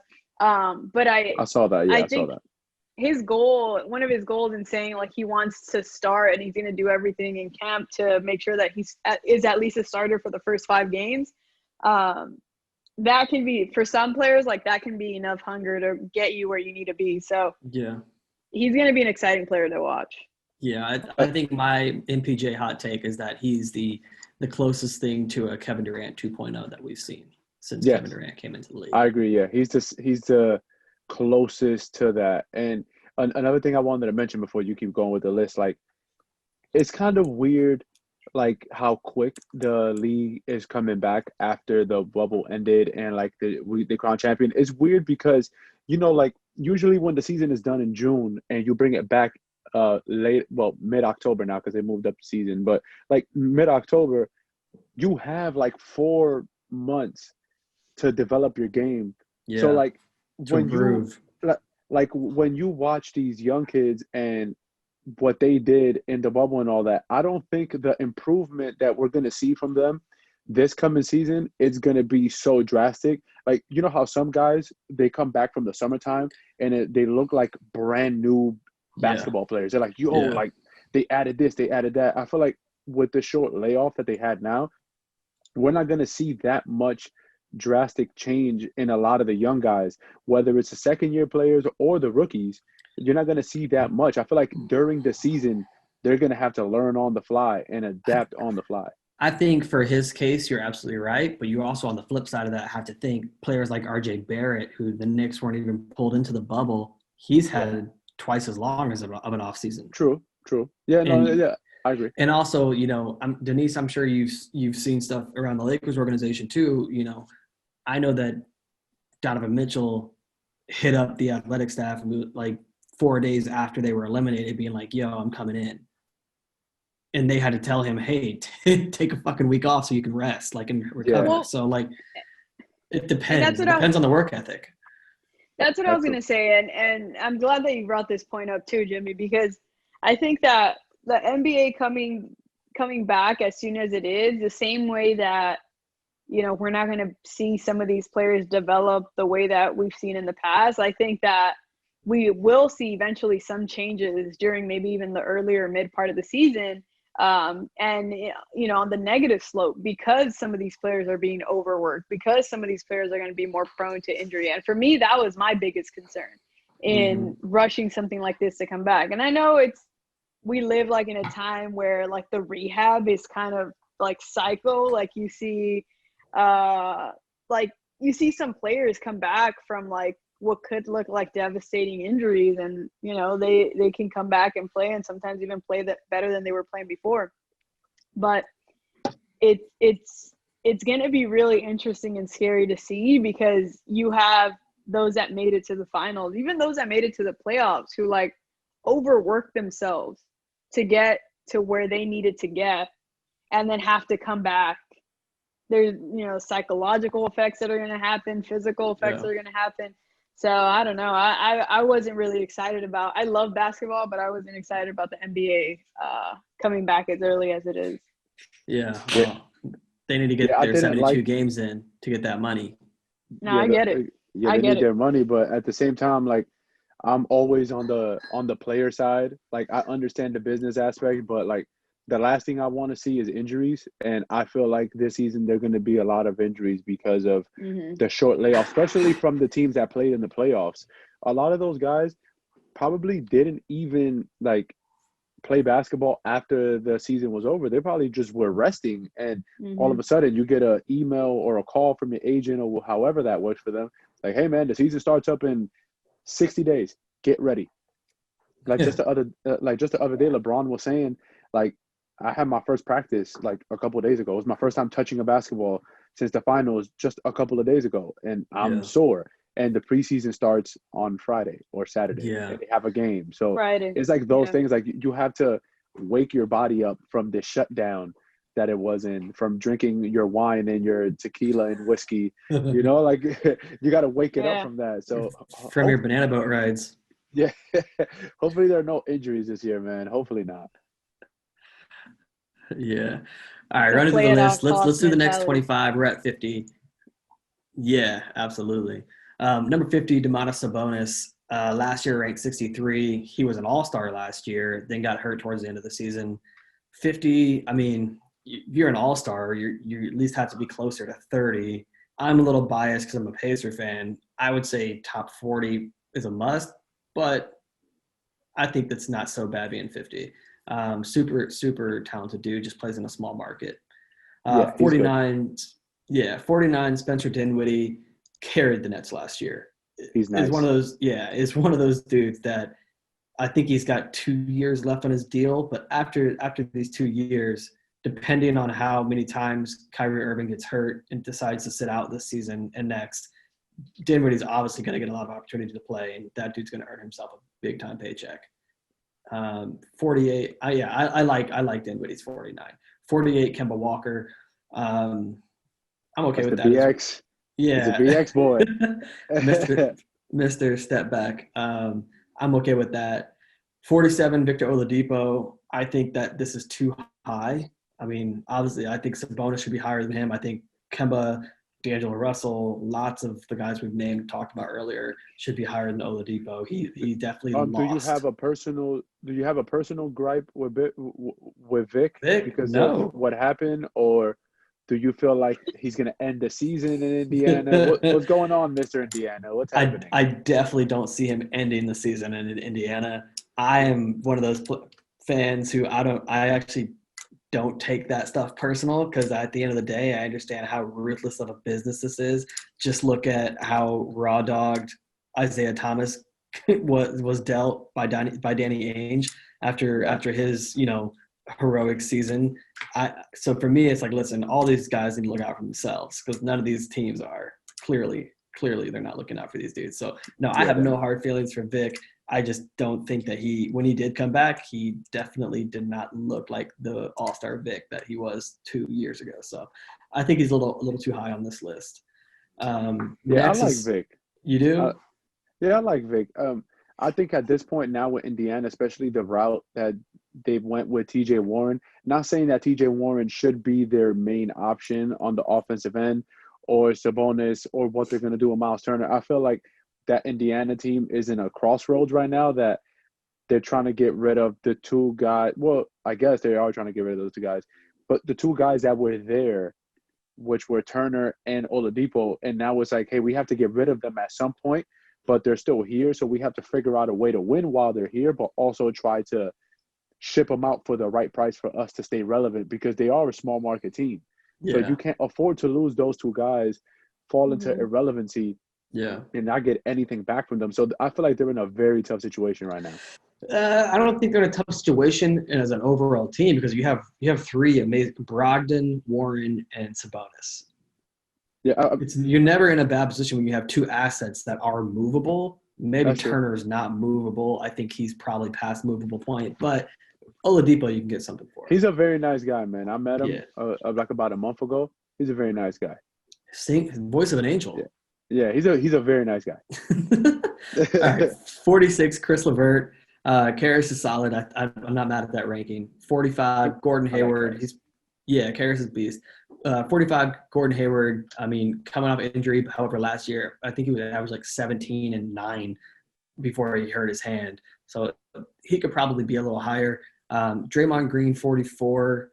Last year he was 38. I mean, Draymond, although like he's not like a stat filler kind of guy, like I think we all know that Draymond is one of the most valuable team players, whether he's kind of like an NBA size Pat Bev, but fills up a stat sheet in a way. I didn't like the way Draymond went out last season. I didn't like it.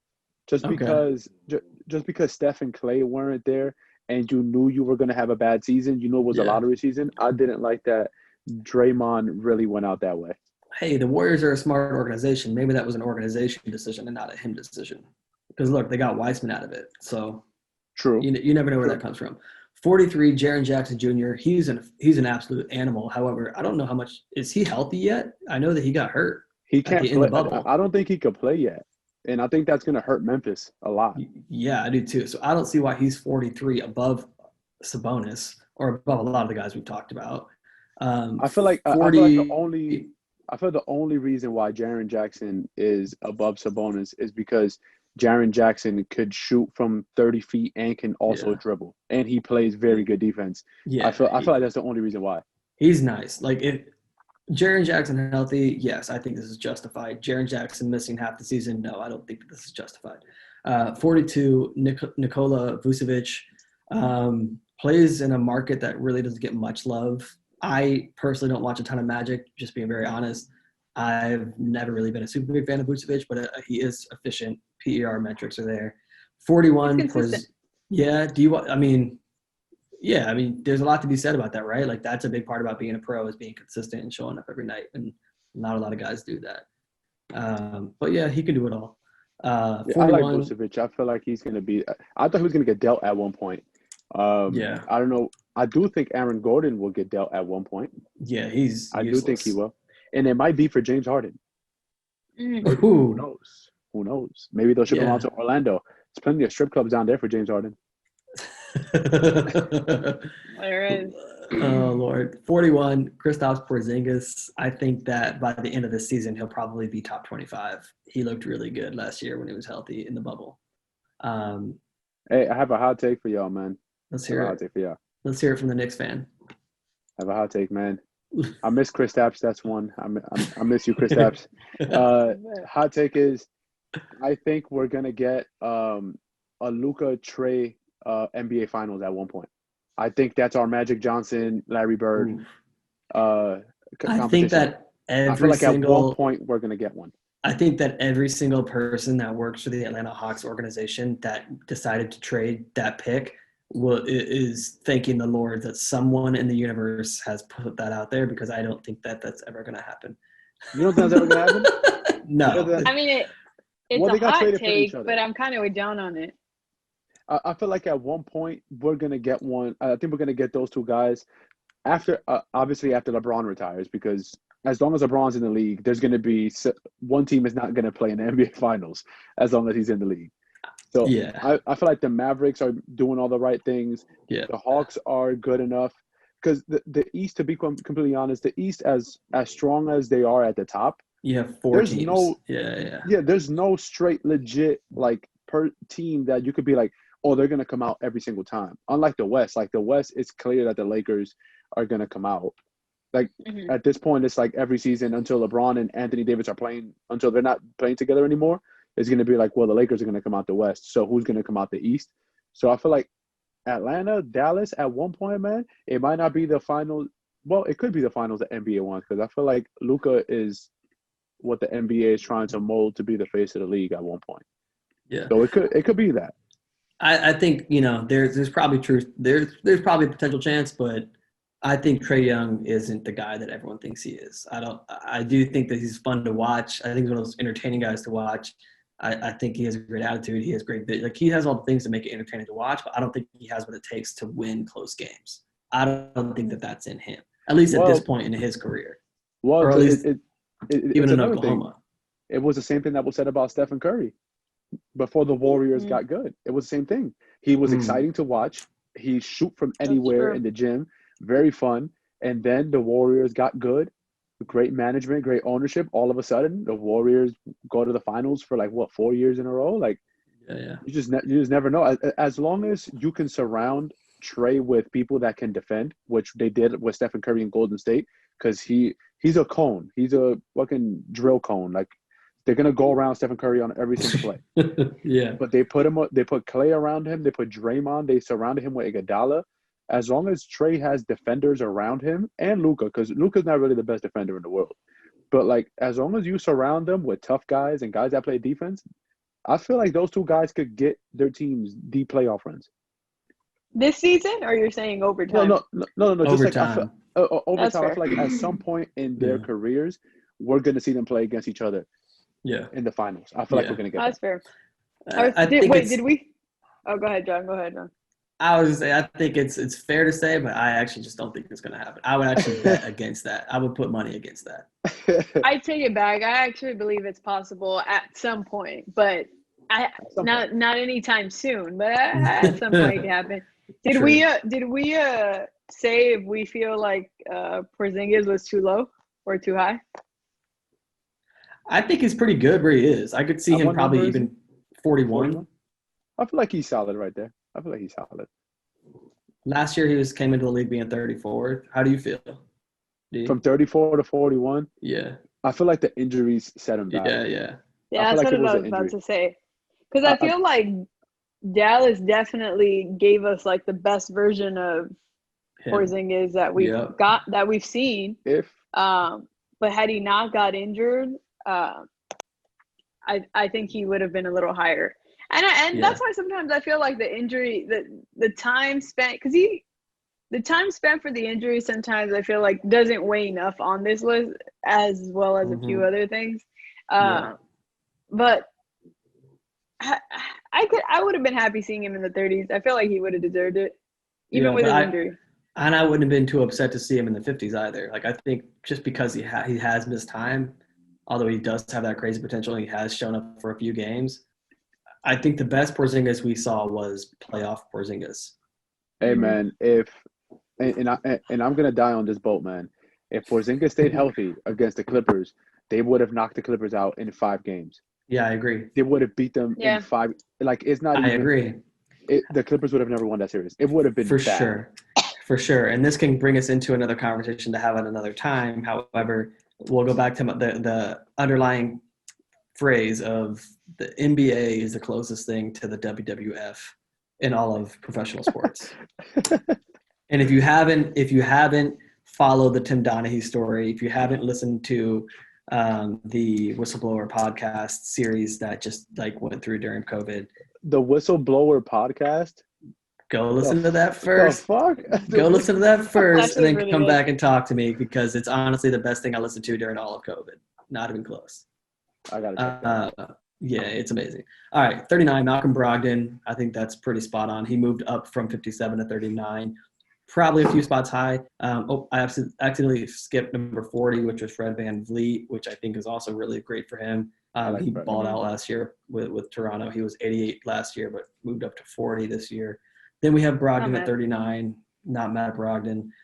Then it's, another darling of the internet, Shai Gilgeous-Alexander at 38. I think it's the league fits all-star. It's the league fits Hall of Famer GOAT. Yes. This dude is definitely one of the guys that I'm sure we'll talk about a lot this year. One of the true players without a stylist, one of the true players just with his own type of. Does he really not have a stylist? He does not. He absolutely does not. Respect. Straight up. I've trolled a lot of Instagrams to find this dude's stylist. If there is one, there is not. I've had the opportunity to speak to him a couple of times. This dude he lives that life. Like there are certain people that were just born with that style. He's about that it, about taste. it. He's about it, about it. As they say, he's about it. Moving to 37, Marcus Smart. This kind of like made me sit back in my chair and be like, what is this really about? I actually like have a lot of respect for Marcus Smart. I'm one of those, again, where I come from in like Indiana basketball is based around his style of play, where it's like it takes a lot to score a layup in those types of environments where it's not going to be easy. And he lives by that, right? He lives by like that belief of you're not going to score on me. Like I would rather foul you than let you score on me kind of mentality. Marcus Smart is one of those guys that he's one of those few NBA players that like if you missed out, like if you were at work one day and you didn't watch any basketball that day and you just happen to open your phone and it says NBA player Marcus Smart dies on an NBA court, I think that'll be him. Like he would go to that extent. Yeah. That he would pass away on an NBA court, and that's exactly where he wanted to go. He does everything you need him to do on that court, whether it's to guard Joel Embiid, whether it's to guard Patrick Beverly, whether it's to knock down a timely shot. Like he does whatever you need him to do. I don't know 39, but I really like Marcus Smart. I think top 60 makes sense for him. Somewhere around there. But again, we go back to that simple question of – he's like the fourth or fifth option on his team too. Yeah, and so we go back to that question of who would you rather have in your squad, D'Angelo Russell or this dude? Wait, he's ranked higher than Kemba Marcus Walker. Smart. So in terms of – I know there's more to talk about. Well, I actually am okay with that. No disrespect, Brooklyn, but – The Bronx. No disrespect any part of New York. No disrespect Big East. No disrespect UConn. But no, I don't know. I'm okay with that. I think I'm okay. I don't know. Maybe I'm not okay with that. The only reason I say no to that is because Kemba Walker is clearly either 1A, 1B with Jason Tatum in that offense, and Marcus Smart is the fourth guy on that. Okay. Yeah, you're right. I can see for sure. You're right on that. That's the only reason I say that. Like, that doesn't make any sense. Yeah, I think we can all agree 37 is too high for Marcus Smart. Next one, 36, Russell Westbrook. Apparently that's Jimmy's guy. I don't know why. Very disrespectful. He's never worn a Knicks uniform. He's not from New York, but somehow he's your guy. We'll give it to you. I'm not sure why he's 36. I feel like he's another one of those guys, man. Like if Russ were to pass away on the court, that's where he want to go, man. Like, yeah. You know what? With both. I feel like Russell Westbrook is one of those guys that like a lot of people don't like watching him because of his decision making on the court. But I feel like players, I feel like his teammates love him because they understand him. Like he wants to win so bad. No matter if you look at it, everyone that has played with him, no one has said anything bad. Even Kevin Durant never said anything bad about him when it ended there. He might have from his burner accounts. I didn't see anything. I didn't see anything direct from him. But like Westbrook is one of those guys that I feel like guys love him in the league. Like you know what you're gonna get from him every single night. Yeah. He's a dog. He's going to play hard on both sides of the court no matter what's going on. Yeah, he's a dog. I'm okay with this. Last year he was ranked 12th going into the season. He dropped to 36. I think, Pat Beverly still has left his mark on Russell Westbrook's career. And unfortunately, Pat Bev robbed us of 3 more really productive Russell Westbrook years. Yes. Moving on, 35, Chris Middleton, who might be the most overrated player in all the league. Chris Middleton. I mean, someone. If we have any viewers or listeners from Milwaukee or Wisconsin, they're gonna find you. I mean, there's a number of reasons why I can talk. Why I don't think Chris Middleton should be ranked this high, but we should save it for another time. He's ranked 35. I would say top 50, yes. 35, no. I would still take a lot of these guys we've talked about. I would definitely take D'Angelo Russell. I'm sorry. Yeah, D'Angelo Russell over him. I think he was robbed. We've talked about this a few times. Exactly. Zach LaVine, I would take over him. DeMar I would take DeRozan. Gordon Hayward. DeMar I would take DeRozan. DeMar DeRozan over him. I'd take Spencer Dinwiddie over him. Like lots of dudes. John Collins. John Collins. Yeah. I feel like I'm convinced as far as like his ranking, it's a small market. It's not like, and I feel like when you're playing in a small with Milwaukee, it can be interesting because you're not looking at a big pool compared to like some of the teams like these other guys are playing in, and I think that's what makes this so interesting. I'm not upset at his ranking compared to other players, but it's Chris Middleton. Yeah, I mean, my whole thing is if like they obviously made the decision to keep Middleton and Bledsoe and let Brogdon walk, right? I think obviously now in hindsight, clearly they should have let Bledsoe go and shouldn't have signed into that deal, kept Brogdon. However, you do that because you think that Middleton's more than he is, right? Like that's why you bring back Bledsoe, is because you think that Middleton's the guy and you need a facilitator for him and put somebody that played a little better D. And it's like Middleton only performed in those few games that Giannis was hurt. When you're in the playoffs and you need a bucket in the fourth quarter, it shouldn't be Giannis putting up every point in the fourth quarter. You need someone to step up and hit those shots. And Middleton just didn't do that. He hit a couple, like one here and there, but like you need him to make at least 10 points in the fourth quarter, not just 5. Like that's what I don't know. Especially considering that Giannis can't dribble or shoot. Yeah. You have to be that guy for him. Yeah. You have to be. That's why when the Bogdanovich trade got botched and they sent him back, like, because I'm not a believer in the Milwaukee Bucks. I don't think think Giannis is a number one guy on a team. No. Like, I think he's good. I think his story is amazing. I just don't think that he's that guy that can lead a team to a championship. That's why, like, the trade for Drew Holiday was a major upgrade. You still have Middleton. You still have Brook Lopez. If they would have added Bogdanovich to that roster, now you have 3 guys, aside from Giannis, that can create their own shot, shoot wide open shots, and defend. And that gives Giannis so much space on the floor to do what he does. But now, with Middleton there, he is Chris Middleton. We've seen him in Milwaukee for the last however long. Drew Holiday, best on-ball defender in the NBA. I'm a big Drew Holiday advocate, but Drew Holiday is best at a third option as he is right now. I feel like that team won't do anything the way they're constructed right now either. I don't think they are. I think you forget it's the Eastern Conference, so they're definitely going to make it to like second round of the playoffs at least, or lose. That's what I'm saying. Like that's why I feel like he's ranked so high. Yeah, you're right. However, the brighter minds that is collected on this call is above this. We know better. So Middleton, 35, too high. Top 50, okay. 35, no way. 34, De'Aaron Fox. I think this is a little low. I think he should be top 25. Last year he was actually ranked 25th. Yeah, De'Aaron Fox is a franchise guy, I think. Like this dude's nasty. He does it all, plays great defense, transitions incredibly well, makes great decisions late in the game.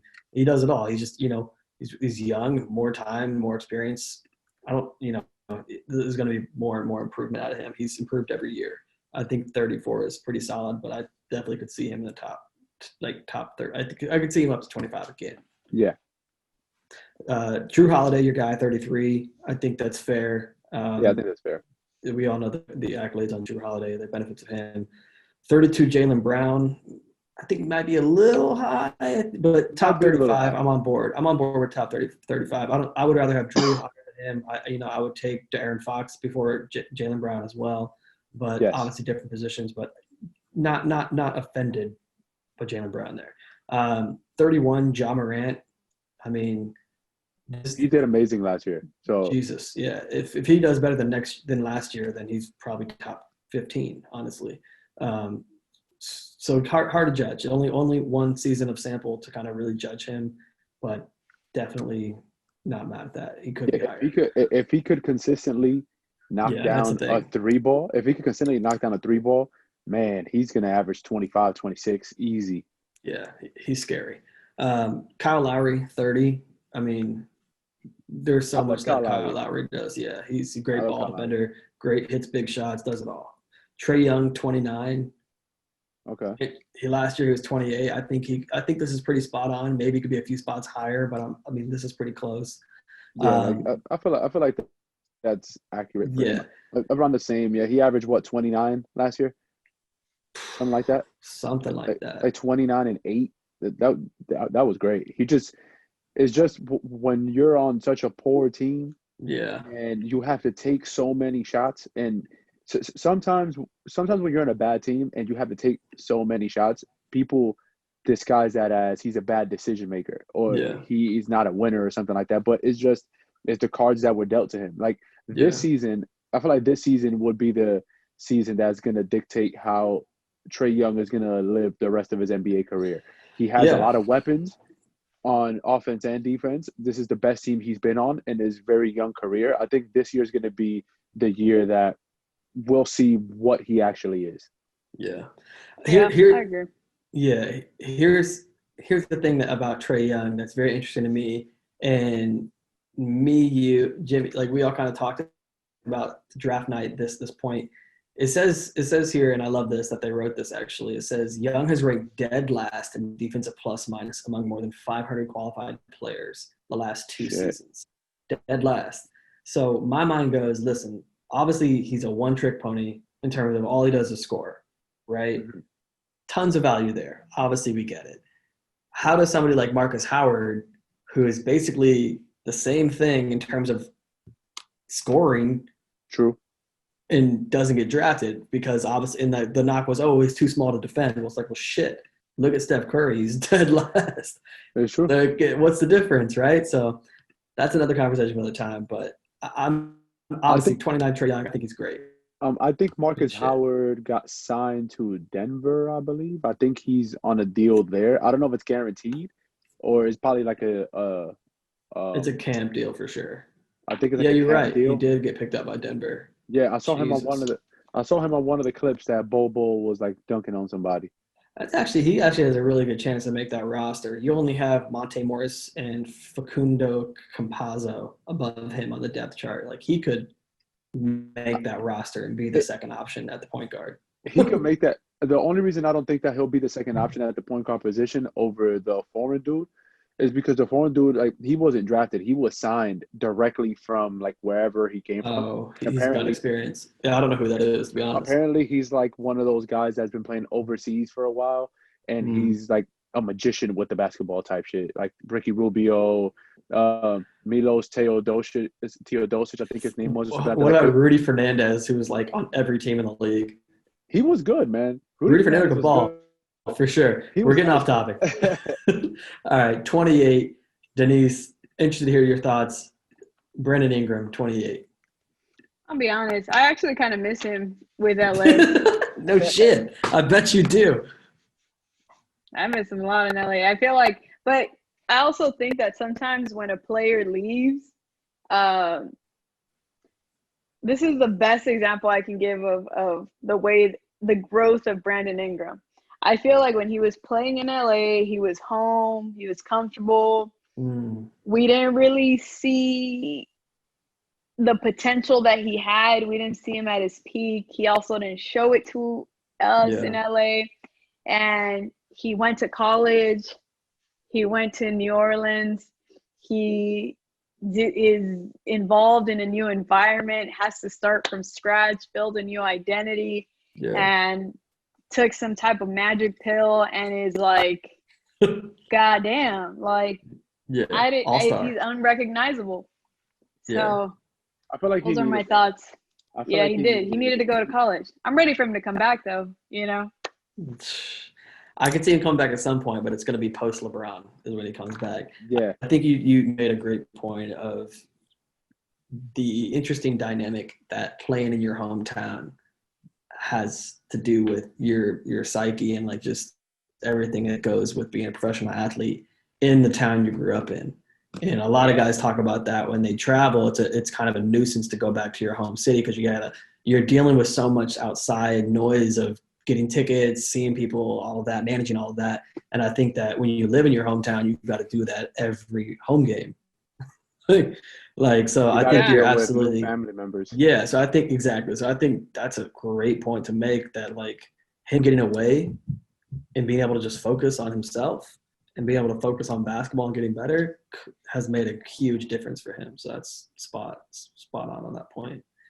He even looks like he's eating more. You realize that? Like he's just Hell like yeah. getting You ever been fed in New Orleans? more. Hey, Shit. there's Food one there guy. is amazing. Hey, there's He one was guy on a in New juicing Orleans that diet don't need in to be LA. eating anymore. Yeah. What'd you say, Jimmy? There's one guy in New Orleans that don't need to be eating anymore, but we haven't heard his name yet. So I heard that guy lost a bunch of weight. oh man, I wonder how that guy's gonna do this season. What they're saying is he looks like Duke Zion. They're saying that he looks healthy and fucking ready. Anyways, we'll talk about him when it comes up to him. 27. This one actually, I was as much as I enjoyed. I'm actually laughing at the whole he needs to stop eating. Yeah.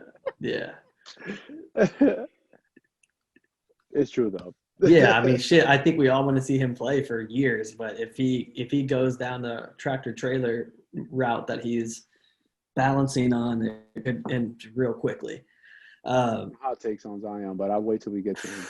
it won't be this episode because he's inside the top 25. 27, CJ McCollum. I think this is too high. I do value CJ McCollum. I think he's top 50 for sure, but I don't know. This one kind of stood out to me. I feel like CJ is ranked that high just solely off of how great he is offensively. Like there are very few people in the NBA, and mind you, there are a lot of great guys that could score in the league. But there are very few that could score the way CJ McCollum could score. Yeah. Like he could do his handle and his creativity with the basketball is crazy. Yeah, stupid. This is why I don't think this is why I don't think that this is too high because I feel like CJ McCollum is sometimes like a player that is a little underrated, and it could be because of like Dame shine. Like I don't think that he gets the spotlight as often as he probably should. And so I feel like this is probably one of the few times where we're ever going to say that this is too high for CJ. Yeah. Because, like Jimmy said, this guy is putting up, like, he's a 20-point threat. You know what I'm saying? Like, his handles are really aggressive. His step back is really aggressive. Like, we're never going to say, we're not going to say as often that he's ranked too high, so much so that we say that he is, ranked low. He's known to be ranked lower. He's known to be like the underrated, not really in conversation compared to some of his other teammates. Yeah, so I'm not mad at this ranking. Yeah, I think you're right. I think you made some good points. Obviously, the Dame effect definitely takes away from his shine. He was, funny. Like, he was a guy that reminded me a lot of James Harden coming out of college. And I was like, because obviously he went to a small school, but like he kind of got disrespected in the draft. And I was like, this dude, did anybody not watch the tournament? Yeah. This guy took on Duke by himself. Like a good Duke team. He single-handedly eliminated them. Yeah. So like, and the same thing with James Harden. James Harden got disrespected in the draft too, right? So I guess I think you might have caught me on my bias of Dame Lillard and definitely overshadow my appreciation for CJ McCollum. But moving through, number 26, Rudy Gobert, Mr. COVID himself. Mr. COVID. No. I don't know. I mean, Rudy's definitely the best rim defenders in the league. I think Rudy's too high, man. I feel like Rudy's too high. And it goes back to like one of those things, like if we're going to have someone that really only does one thing, he's a specialist. Yeah. Rudy Gobert is a specialist. At this point, once you reach the 20s, to me at least, once you reach the 20s, you're reaching the grounds of elite NBA skill. Like guys that can, like, at this point you're in the realm of LeBron, Kawhi, Kevin Durant, Kyrie Irving, James Harden. Like now you're in that realm. Yeah. You should have more than one tool. Yes. I feel like once you reach this plateau around there, the top 30, 20, you should be able to do more things. I feel like Rudy Gobert doesn't do enough to be there. I get his impact because I saw it in the playoffs this year more than any other year. The times that he sat out against Denver, Denver completely killed them in the paint. He completely changes the way that Utah team looks in the paint.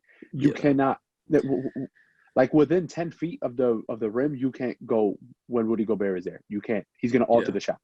Yeah. Right. Fact. And I mean, there's a few takes we can go down this road. You know, on defense wins championships. We all, you know, I think we can all agree to that. So he does have that value in terms of a team, but in terms of, I think, best players, I think, Jimmy, you touched on some good points that it's like, yeah, you need to do more than one thing to really be in that top conversation. Yeah. I think if you're a two-time defensive player of the year, you're definitely top 35, but I think maybe this might be probably like 10 spots too high. Yeah. He's top 50 for sure, but yeah. Right, what is he, 20 what? 26. That's 26. very high. That's very high. It's high. Considering some other names. Last year he was ranked 14. You see, man, like that's wild. I just think that the league has evolved a lot. I think last year the league took a huge step in its evolution of like style of play. I think like each year it obviously shifts and changes, but I think last year it took a big step in being a much like just straight up AAU spread kind of game and transition kind of game. And not to get like off topic, but like the other day I was thinking about it, just looking at next year's NBA draft. I feel like we're going to get to a point in the NBA that, like, there's going to be too much talent in the league. And a lot of guys are going to be – well, technically there'll be no such thing. But, I mean, like, in terms of, like, guys that deserve to start, guys that deserve more minutes, guys that deserve more shine, a lot of people are going to miss out on a lot of opportunities because there's so many of these young kids that are going to come into the league. And even now, currently, the talent pool in the league right now, there's guys right now that deserve more talent that they aren't getting it. And just imagine the next 2 to 3 drafts are stacked. The next 2 to 3, I'll say. Yeah, this draft sucked. This draft sucked, but you're right. The next 2 to 3 are going to be really good. However, it goes back to the point we made earlier about fit and how important that is. And that's going to be even more like obvious the next few years. I want to finish this off with number 25 because this might, for me, out of everyone we talked about tonight, this is the most jarring to me as it's Kyrie Irving at 25. And although I think he is a clown off the court, I genuinely think he's one of those human beings that thinks he's a lot smarter than he is. However, in terms of his as a player, I think he's top 15, top 10. Like, this dude's an MVP guy. Like, Kyrie healthy is top for me personally, top Kyrie, 5. Like, I don't know if y'all saw it last night, but I put it on my Instagram last night. I was watching some highlights of him, and I think Kyrie Irving is the greatest scoring point guard of all time. I don't think any point guard in the history of the league has been able to do what he can do with the basketball and do it that well. The way he can handle the ball and create shots as a point guard and still find his teammates and get into crevices that nobody belongs in. Yeah. No one at his position has been able to do that. Yeah. He is incredible with the basketball. Denise, you being around the Lakers, I'm sure you get to see games and things like that. Were you by chance at either of the 2 games, LeBron and Kyrie's last year at Cleveland, when they played in LA? And I got to see it. Like, again, I'm a point guard. I love watching point guards. Most of my viewing is focused around watching point guards play. So one of those guys that I will sell my firstborn child to see play is Kyrie Irving. If you've never seen Kyrie play live, like, get out a second mortgage, sell your car, do what you got to do. See this person play in person because literally he is so amazing and can create so well that the game that the last game that Cavs played in LA, they blew out the Lakers. And third quarter comes around, and to the point, like, LeBron and they just benched everyone except Kyrie because you could just see, like, they just liked watching Kyrie go to work. Yeah. And it was legitimately Kyrie going to work for the entire third quarter and the first half of the fourth. And it was just mesmerizing. And every single person sitting, like every fan, but also every player sitting on the bench was locked in, just watching him go to work. And you just don't see that. You never get to see that. And it's one of those things where Kyrie, you can tell, works so hard not to let people down.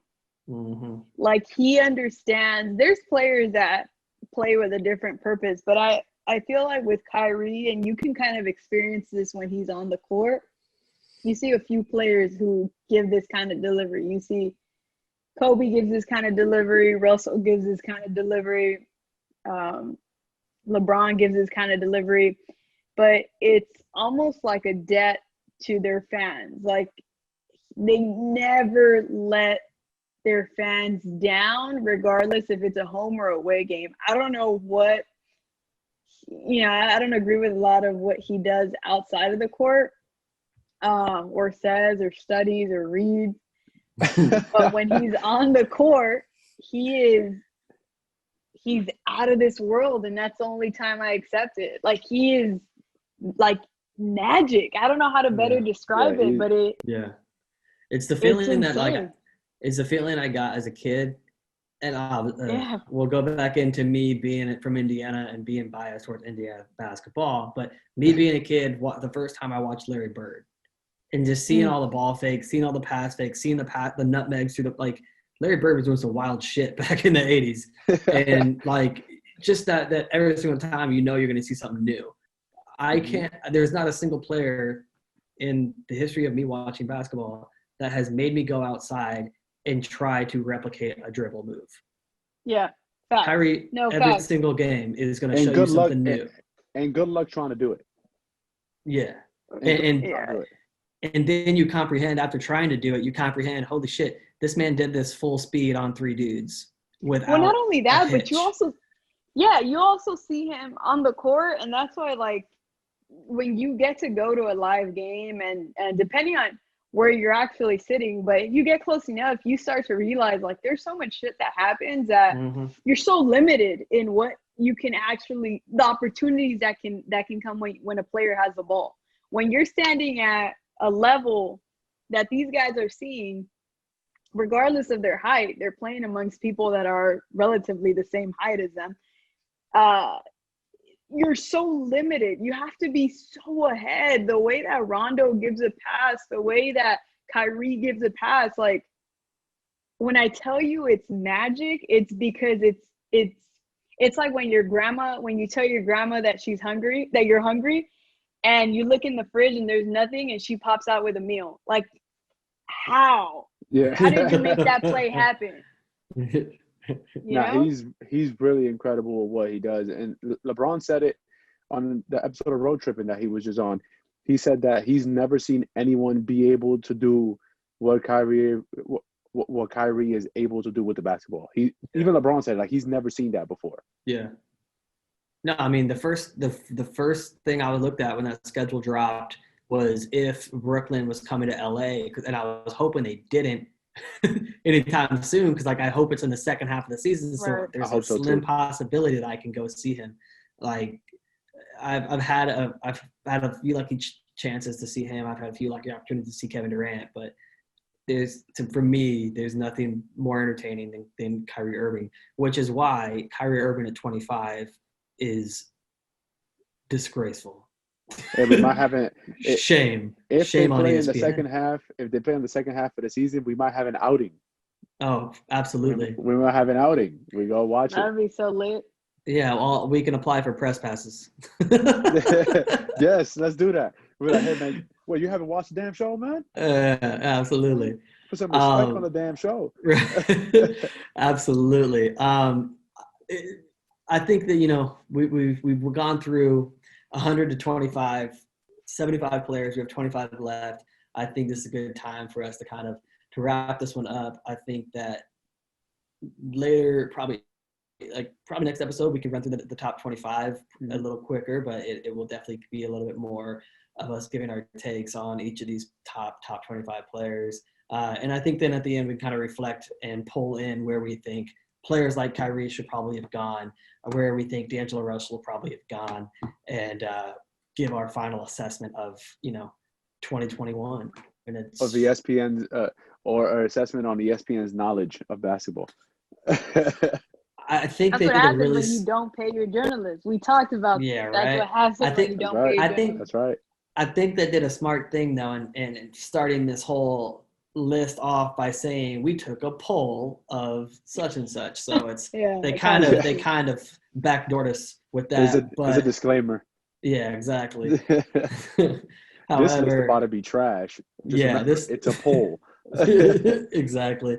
So obviously, we big names that we had some pretty big disagreements in. Kyrie being for me the biggest. Jimmy, what do you think was the most jarring out of that list for you? I think. Well, there's a few like DeMar DeRozan at like 82.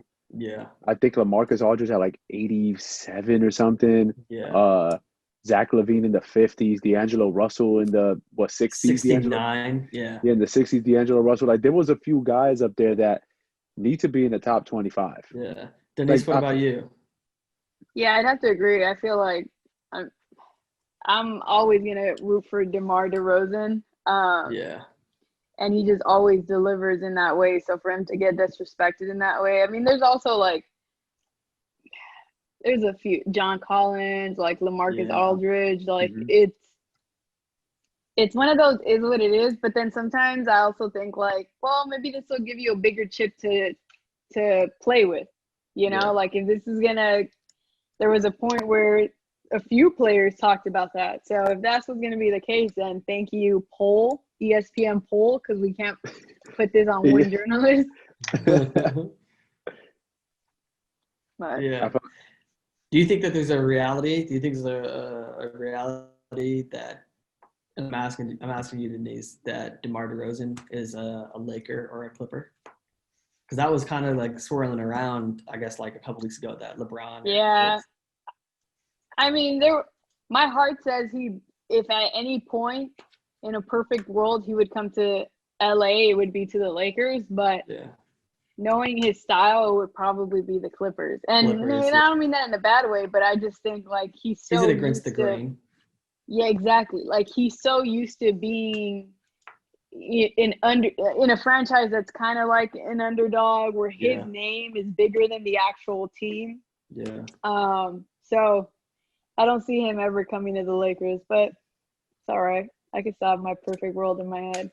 I mean, like if he's gonna go to the Clippers, it'll have to be a trade, and I think we know who's gonna get traded from the Clippers in order for DeMar to get there. So that's gonna be tough. It's gonna be super. I mean, it's gonna be easier than it would be for the Lakers. How about, speaking of that dude that you're referring to, Paul George, how about Dame calling him out for the cap? He called him Al Capone. Yeah. I'm not mad. I like Well, Dame's trash talk. I love. There's nothing better than Dame and Joel Embiid. I mean, it's very valid. It's a very valid assessment. Every time Paul agree. George says he wants to stay somewhere, he ends up getting traded a couple months right after. Yeah. So maybe he should keep his mouth shut and not say he wants to live somewhere. Yeah. Just Well, be quiet. absolutely. How amazing would it have been if fucking somebody would have just retweeted the image of Paul George saying he wanted to stay like in Indiana. That man. In response to him saying I want to be a Clipper or whatever. Anyways, I think that we're all excited for 2021 season. I think that we got 12 days until the season starts. I'm looking forward to going through the other half of it, like the next 25 guys on this list, and I think that this was a lot of fun. Appreciate you Yes, guys. sir. This is Three the Hard Way. Logging Oh off. shit, my bad. No, I'm just fucking with She's you. trolling you. All right, go ahead. It was a pleasure talking to y'all. This is Three the Hard Way. Logging off. My name is James. I'm Denise. I'm John. Back next week. Appreciate y'all. Oh.